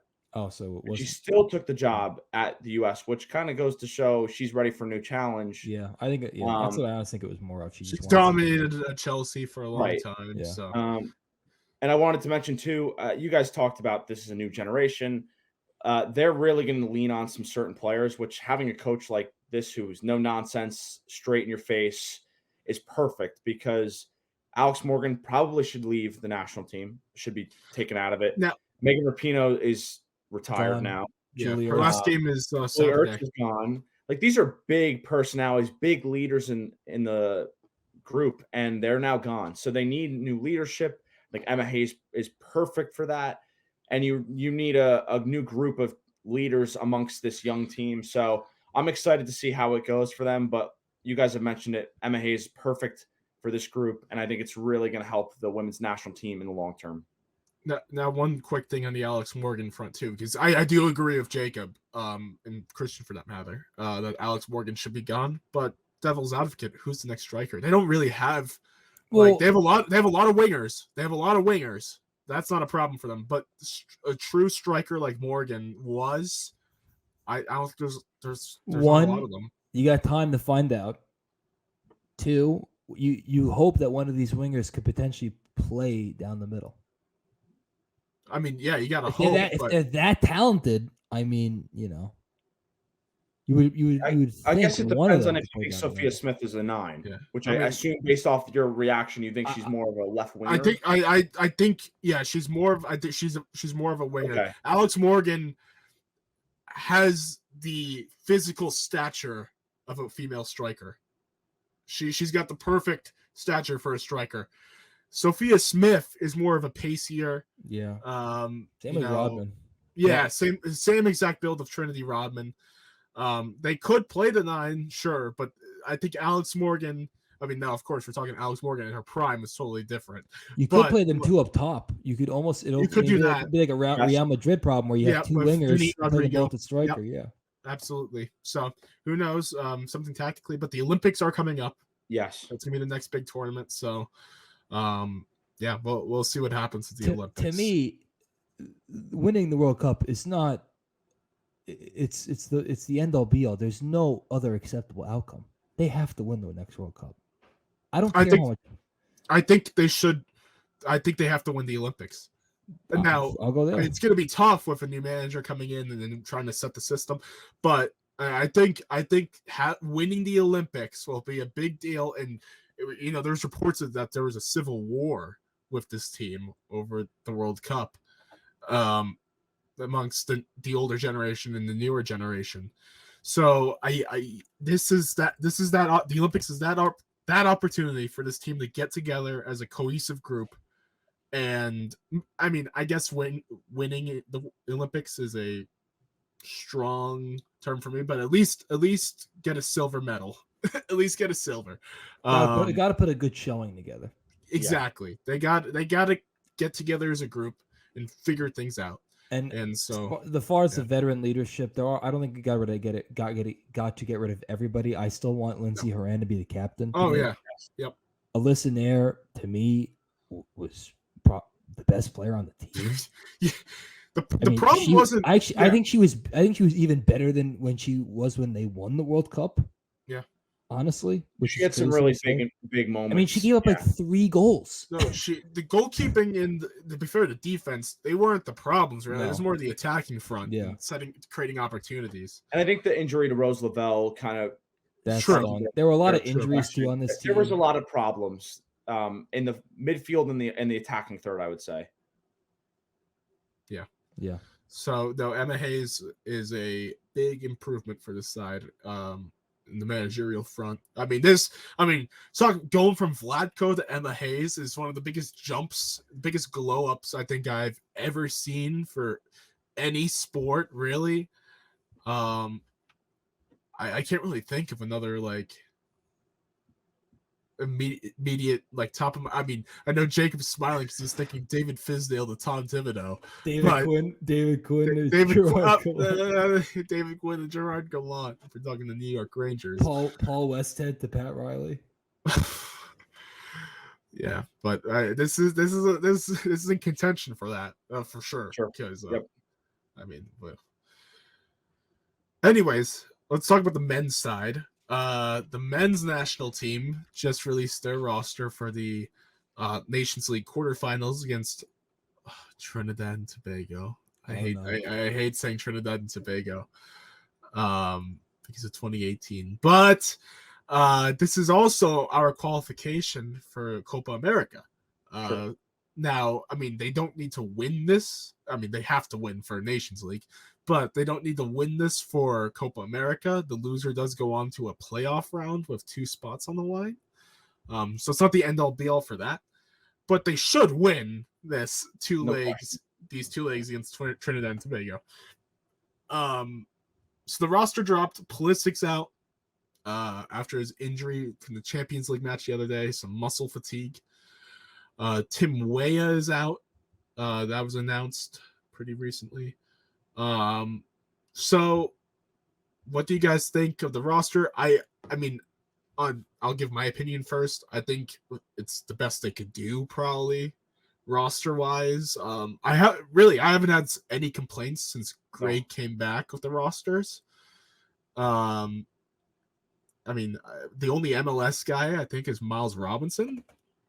I have to look at the roster again, but I took a quick look earlier.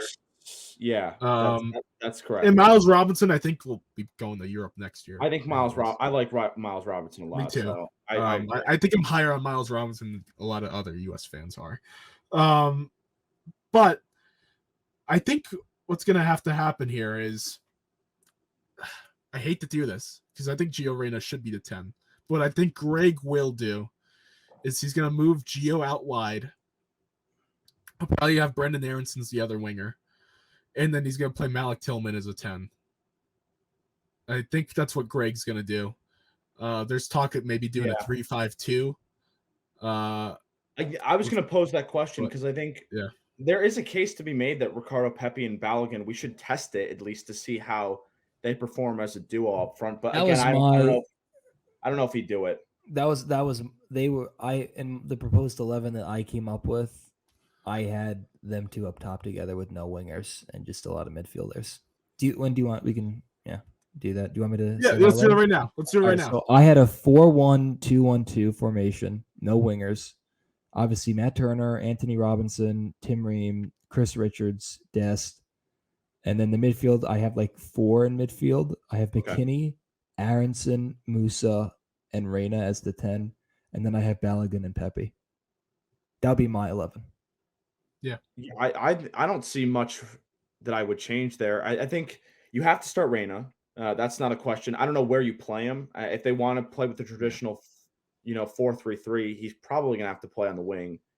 Unless you want to start somebody like Kevin Paredes, who's in decent form for Wolfsburg. But again, Just he hasn't scored. shown the willingness to start someone like that at that kind of an age.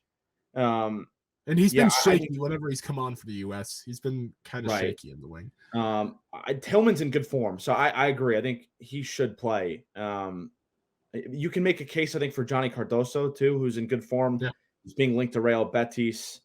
But other than that, I mean, there's a lot of good options off the bench, but I think Jacob's starting 11 is pretty spot on. I want to see Pepe and Balogun together.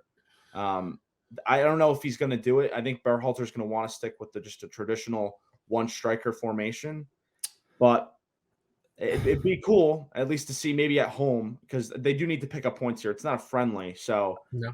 you can't mess around and be like, okay, we'll play with a 2-striker formation for 45. But if you don't have the horses to play on the wing, then don't. I don't know. I hate pigeonholing people to put them in positions they're not comfortable in. I mean, you can You just could play adapt. Musa on the wing as well, because he did do that quite a bit at Valencia. He's played there at times for Milan. Doesn't he not like playing on the wing? I don't know his I feel like ability there. Yunus Musa is elite at holding the ball, and I feel like he's best when he's in the midfield. I agree. I don't think you need there's other capable wingers who I think would provide a better impact than Musa would at the wing. Mm-hmm. Now, if I were the manager, if I were Greg Berhalter, I would do something like Jacob, or I would do a 3-5-2. Because I agree, I do want to see Pepe and Balogun on top at least once, just to test it out. However, knowing Greg, he's going to do a 4-3-3. So, with if we're going with the 4-3-3, Matt Turner at goal, Jedi, Tim Ream. I would start CCV over Miles Robinson.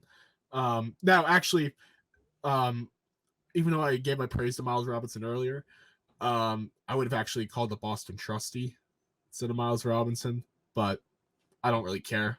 Like I said, there's probably not much of a separation between them, to be honest. Yeah. And then Serginho Dest at right back. Midfield, I would have. Okay, this is where it gets interesting. I would have Johnny Cardoso starting as a 6. And I would actually have Weston McKennie on the bench to start. Even though Weston's been in solid form for Juve. I would have Yunus Musa starting. And I would have Gio playing the 10. Or sorry, Malik Tillman playing the 10. If we're going to the 4-3-3. And then the wings, it's going to be Brendan Aronson, Gio Reyna, up top Balogun.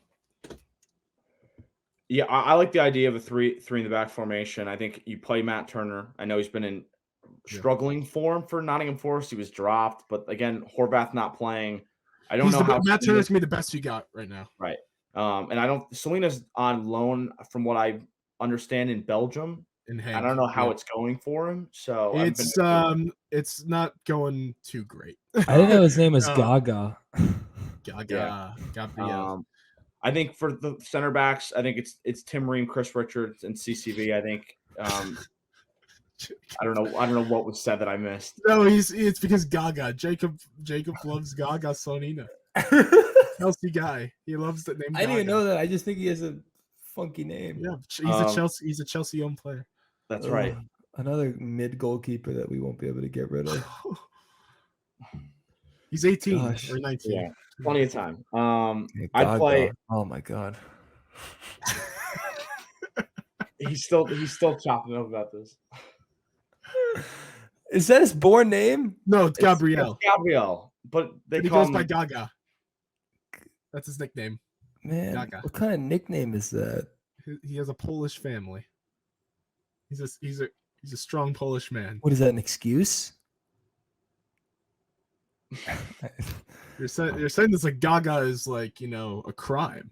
No, it's funny. I don't know how we got to this, but Oh, yeah, brother. I to continue my lineup, I would have Anthony Robinson on the left as a left wing back, and then Serginho Dest, no questions asked, right wing back. His best Um, position. Yeah, midfield wise, I'd probably play with 3. So Cardoso, I'd probably go Cardoso. I'd go McKinney, and I'd go Musa, and then I'd probably go with Aronson. Sorry, hold on, I'm mapping. I gotta map this out again. You have the 2 wing backs, so then the 3 midfielders. Yeah, those 2, and then I'd play with Pepe and Balogun up front.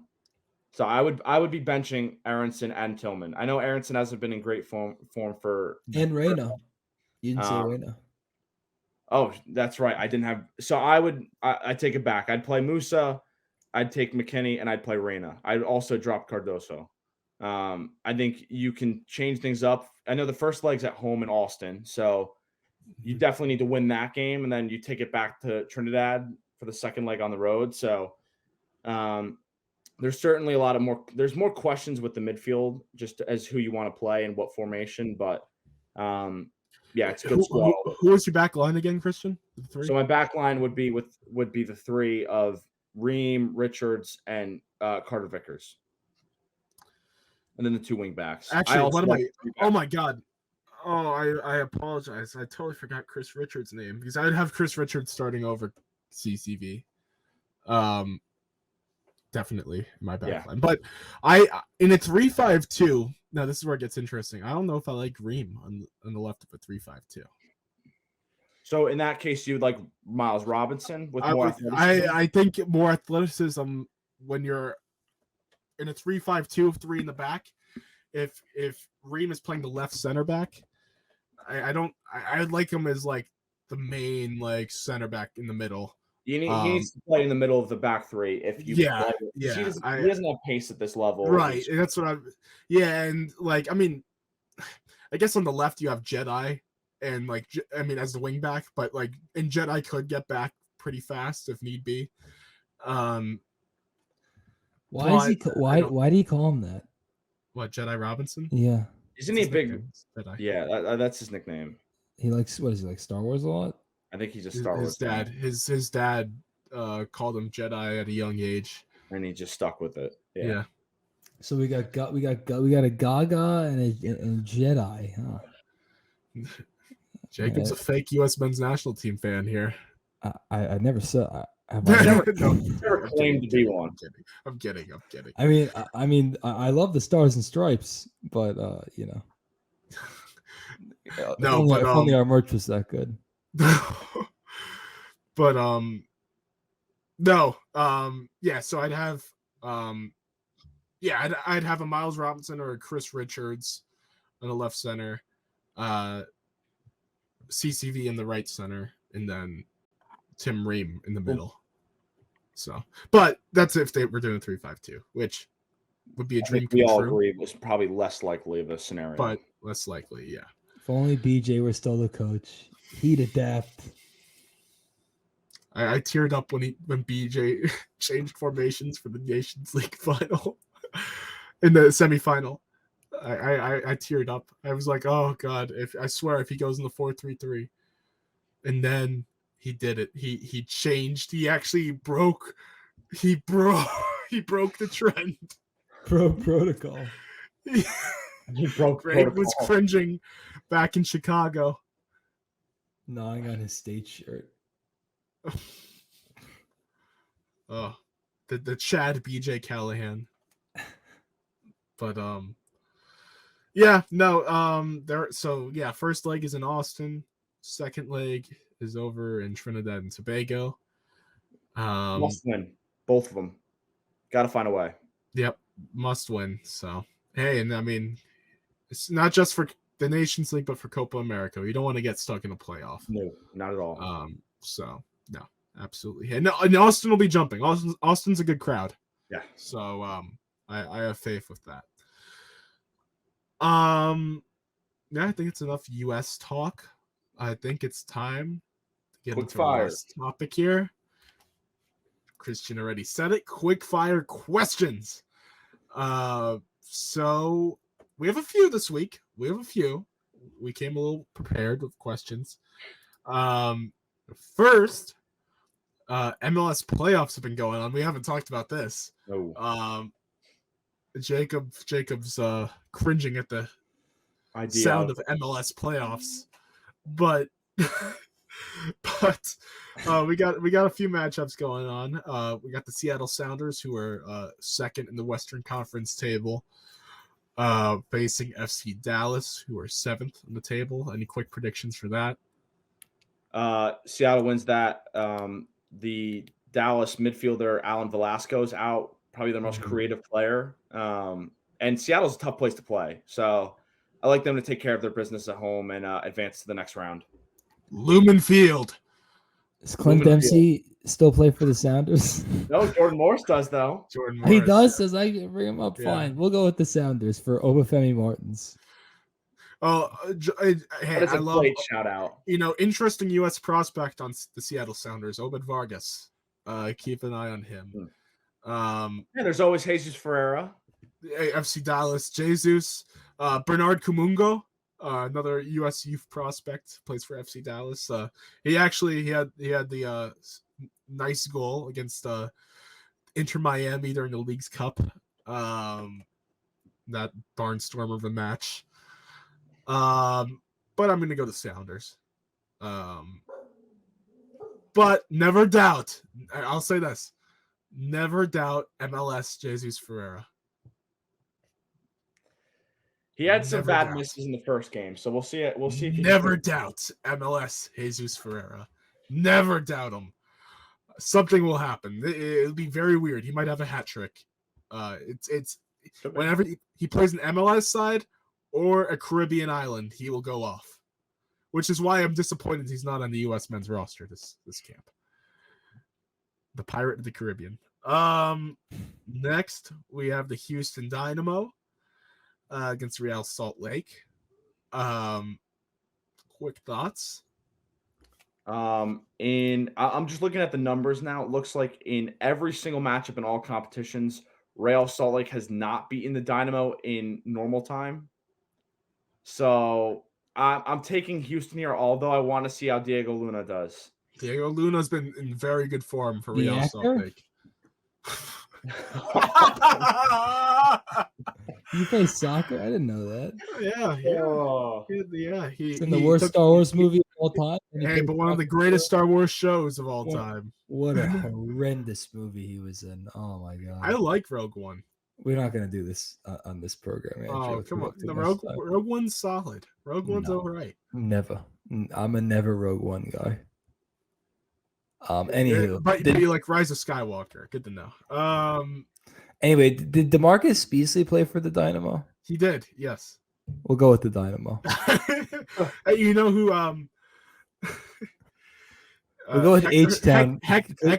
Hector Herrera plays for the Houston Dynamo. We'll go with H-Town. And they got the midfielder because of D'Amico Ryan, so we'll go with H-Town. They also have the midfielder from Panama, right? It's Carrasquilla. He's part of the team right. that beat us in the Gold Cup. He's pretty good too. Yep. Yeah, no, Dynamo are solid. I'm rooting for Real Salt Lake because I got to support my guy, Diego Luna. Christian and I have been on the Diego Luna train for some really time. Good in what was the Under-20 World Cup? The Under-20 World Cup, he was pretty good. Down in that was in Argentina, right? Yeah, Argentina. So yeah, no, we got high hopes for him. He has a lot of creativity, not a lot of pace. Kind of the smaller end. But he's been in very good form for Real Salt Lake recently. Has had a few goals the past few months. So. And then last one we'll talk about is the Columbus Crew against Atlanta United. Any thoughts? A lot of goals in this game. I think Cucho Hernandez and Diego Rossi probably both score, but they are going up against Yakamakis, I think that's how you pronounce it. Yep, the MLS. I think that's the newcomer of the year. So this is going to be an entertaining game. A lot of goals, but I think Cucho gets maybe 2. I think Columbus finds a way at home. I think I got Atlanta United. Okay. I like the I think I prefer the overall quality of Atlanta United. Thiago Almada Yes. Argentinian national, who is very likely to leave Atlanta United and move to Europe over the winter transfer window. And Yakimaki's, I mean, he's been unreal for Lights out, Atlanta yep. all season. So, I mean, hey, I got Atlanta. And the Columbus Crew, they've put together a very good side this year. Is that very the team? good season. Which team did Gonzalo Higuain play for when he was in the MLS? He played for Inter Miami. But he played for another team. Did he really? I could have swore he did. Maybe there was another Higuain in the MLS, but it wasn't him. I'm gonna look. I think you're right, but I still think that Gonzalo Higuain played for another MLS team. He's talking about Federico Higuain. Gonzalo Higuain just played for Inter Miami. Okay. I think I wonder if they're related. I assume they probably are. But I'm gonna go with Atlanta United because of my guy Miguel. Federico's his brother. Okay, he's going with Atlanta United Because of Miguel Almiron. Okay, Miggy. I love Miguel Almiron. Yep. And what's the guy's name? Josef Martinez used to play there. Joseph Martinez, yeah. Like this awful hair. Formerly Miami this year. Now he's a free agent though, so Now he's we'll a see free what agent. he ends up. Yeah, because Luis Suarez is going to Inter Miami now. The super team. Let's talk about that for a quick second. They're talking. Everyone's linked to Inter Miami. The more the merrier. Everyone's being linked. It's hilarious. Luka Modric. They better win MLS next year if they put this team together. I hope they don't, because I think it'd be hilarious if they did. It would probably be hilarious, but no, this would be great. This would be great. And then, we need Ronaldo to play for the Pride. For the Orlando, what's it? No, not the Pride. Orlando City. Orlando City. The Pride's the female team. Yeah. We need Ronaldo to play for Orlando and beat Inter Miami in the MLS Cup final. Well, even before Messi signed with Inter Miami, Sporting Kansas City talked to Ronaldo, and he was considering them too, but he said, "No, I'm going to Saudi." We need Ronaldo in the MLS. No, we don't. Yes, we do. I'm just waiting for Antoine Griezmann to NYCFC. That's what I'm looking for. No, he's gonna go to. If there was a Memphis team, he's gonna go. I know. This be if Derrick Rose. I love Derrick Rose. I love Nashville. Oh yeah, he could go to Nashville. That's true. It could be Hallie Mukhtar's replacement. Oh man. Oh, that would talk about super team. That would be an MLS super team. The saddest MLS never happened is Eden Hazard not coming to NYCFC. So sad. Would have had a tear in my eye. But no, sad. Don't you think it'd be awesome if Ronaldo Messi rivalry was reignited in the MLS? It'd be like remember when Carlos Vela and Zlatan were beefing? I do remember those days. It'd be like that again. El Tráfico. Yeah. Imagine. Oh man, the 2018, 2019. We need the MLS needs that. Hey, no. Can you imagine if Ronaldo just formed a team just joined Orlando or whatever? Renamed him Ronaldo City FC. And he brought a bunch of his come on Nani, come on Ricardo Quaresma, come on what a name. Pepe, come on Marcello. Gareth Bale, I know you're retired. You can come back. Bale, I knew you always loved me. MLS legend Gareth Bale.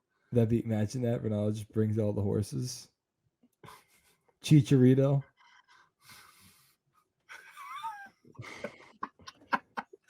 Chicharito, he was with the Galaxy, but I think they just don't they part ways. Moving on. Party ways, yeah. I think I saw that. Need it.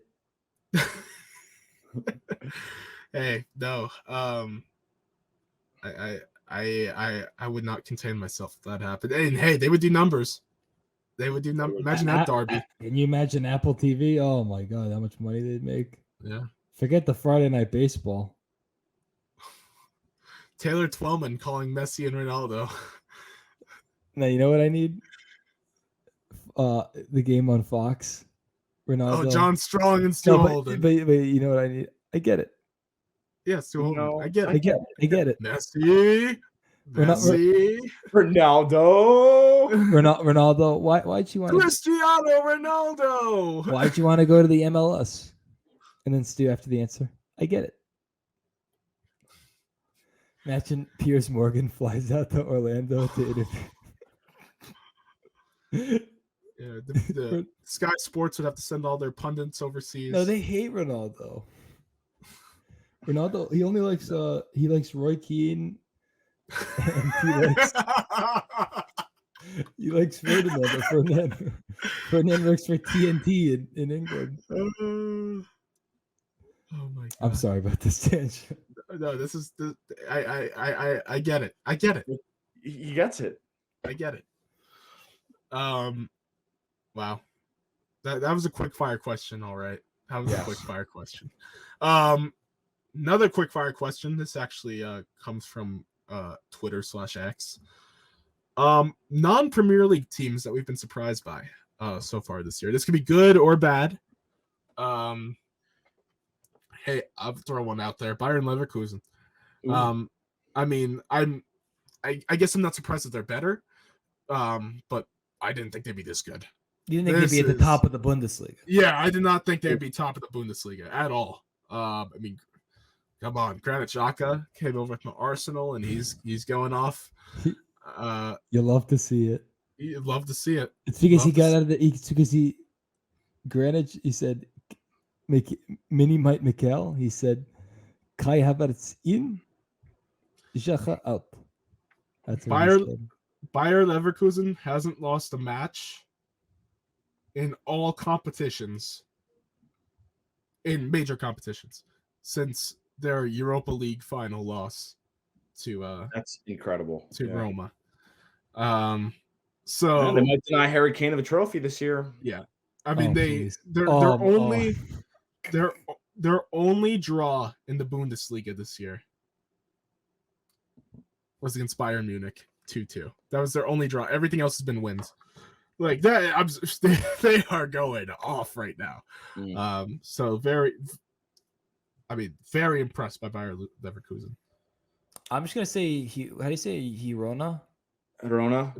Yeah. I don't know anything about them. All I know is that they're number one in La Liga, yeah, and that's a shock to me. So I'm just gonna leave it at that. Yeah, that was couldn't a name shock. couldn't name one player on their team, but they're you know who was with them last year? Castellanos.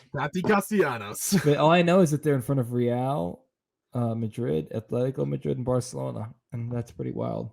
They have one loss on the season and one draw. They were against Real Madrid and Real Sociedad. I mean, that just kind of tells you everything you need to know about where they're at.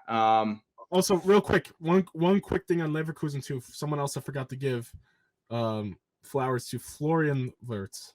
Oh my goodness, what a season for him! But go on. Another team in the Bundesliga. I'm not familiar with a ton of their players, but Stuttgart, another team in top four, really handling their business. They've had a couple losses as of late, but that's a team that's scoring a lot of goals. And anything can happen in the Bundesliga. The top four is pretty tight.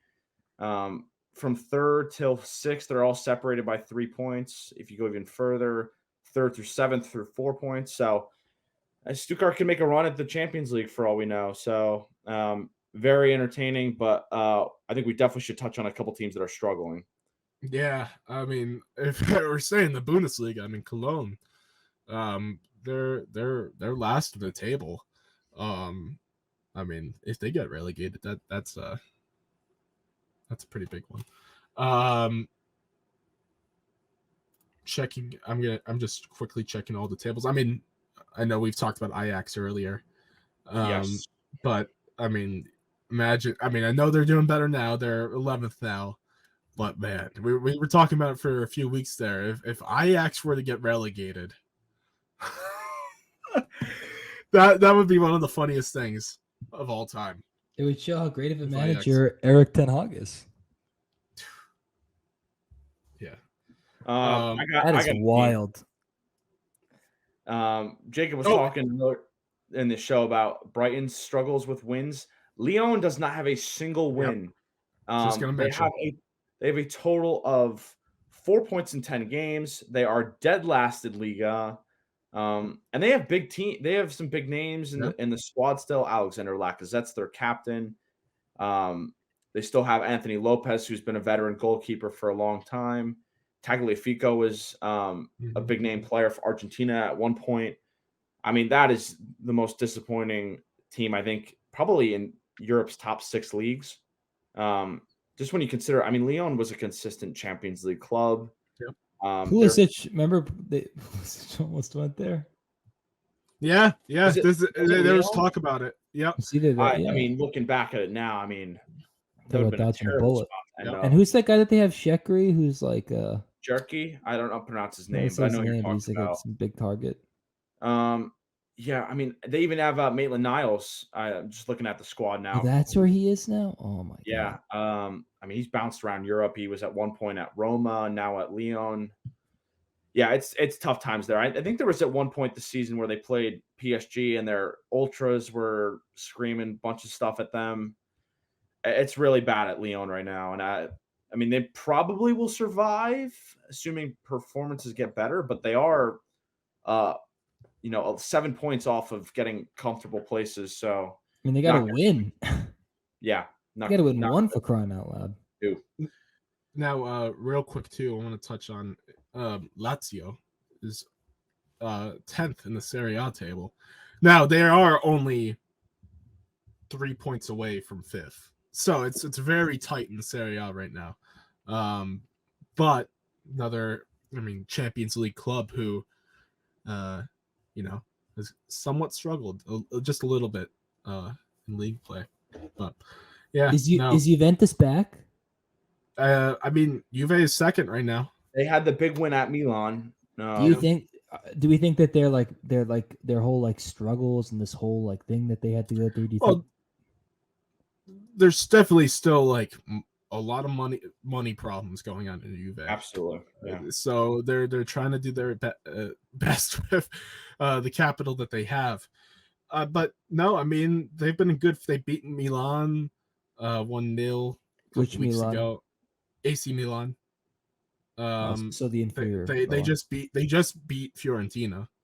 Another also better club. They're 8th. Yeah, I think they have a squad, barring injuries, that could contend with Inter. I think Inter's got a much deeper squad, and I think they've been there. The problem is, you have guys that are inexperienced in this Juve squad, but then you also have guys like Vlahovic and Chiesa and Moises Kean who can do a lot of different things. Kostic. Yeah, so I'm not ruling it out. They could be back and potentially win the title. I mean, they were pretty good last year until their points got taken away. So to me, if I'm them, I should get back to the minimum is they got to get back to the Champions League. That's the minimum. And I think they probably will at this point. They're off to a guns a-blazing start. Yes. They're only 2 points away from Inter right now, so still early too. So we'll see. Yeah, but I think we'll check back in at the end of 2023 and see where they're at. Yeah, for sure. But I think that was a good recap of shocking teams so far across. We won't touch the English Championship, but I think we've had enough. I think we've had enough. You don't want to talk about the Trendle Super League? Is Tom Brady's Birmingham team doing well? I have no clue. Now you've started the conversation. No well, I just asked a question. I didn't really want to start a conversation. Let's find out. Let's do it. We're doing it live. Birmingham, 15th out of 24 teams. I just think find it. So he has a piece in Birmingham. JJ Watt and his wife have a piece in Burnley. This is an actor. But I think Michael B. Jordan has a part of Bournemouth. Yeah. Yeah. No. Tom Brady was directly involved in the hiring of Wayne Rooney. He's a part Raider owner too. Yeah. And a part Aces owner. Yeah. No, I know that. He loves Mark Davis. Best friends. But I mean, wow, we almost hit the 2-hour mark. This is by far our longest episode yet. Folks, if you got a long car ride and Good. you need to kill 2 hours, Yeah, and you want to hear us talk about I don't know, anything. Gaga whatever. Slonina, then this is the perfect podcast for you. I'm kind of stalling time because I kind of want to hit the 2 hours. We're only 10 seconds away. Let's Oh, do a you should do countdown. 9, Promotions. 8, You jumped the 7, gun. 6, You jumped 5, 4, This is New You jumped the Year's. 3, gun. 2, 1. It's not Happy 2 2 hours. hours. Now. All right. Oh my god. Are we doing it again next week? Is this podcast done? It's not done? Damn it. Okay. We're back next Oh. week. Someone was calling for But- Jacob's retirement. You know what? Open invite. I'm not going anywhere. Open invite for next week. And I'm gonna text him too. Jonathan Kinane. First guest. I need Jonathan Kinane as a guest. We keep forgetting. The biggest Brentford supporter I know. The biggest club in West London. I need him on this podcast. Well, Jacob, you'll be Talk to rooting Jacob. for him this weekend. They're playing Liverpool. Damn it. I have to root for Brentford. Come on, bees. Loves the bees. Come on, Jason Pinnock's brother. Jason and Ethan. Hey, Mike, first time, long time. Do you Jason Pinnock and Ethan Pinnock go to dinner? Okay, can we like lift Ivan Toney's suspension just for this weekend and then like have him go back to One night only. yeah. Please. Oh, no, he'll be betting on the match instead. So, guys, thanks again. Thank you, Ricardo. We'll be back next week. We'll probably be talking international play. Yeah. I think the first leg of the US is next Thursday. So maybe let's try to plan on that. Let's plan around the international break. All right. Like and subscribe, everybody. Yes, follow us on Twitter. Check us out on we- Spotify. Check us out on Spotify, Apple Podcasts. If you're Stay listening on tuned. those platforms, subscribe to us on YouTube. Follow our official Twitter page, run by none other than Christian the Block. He does a great job running that page. We'll have all the links in the description. All right, enough stalling. Have a good night, guys.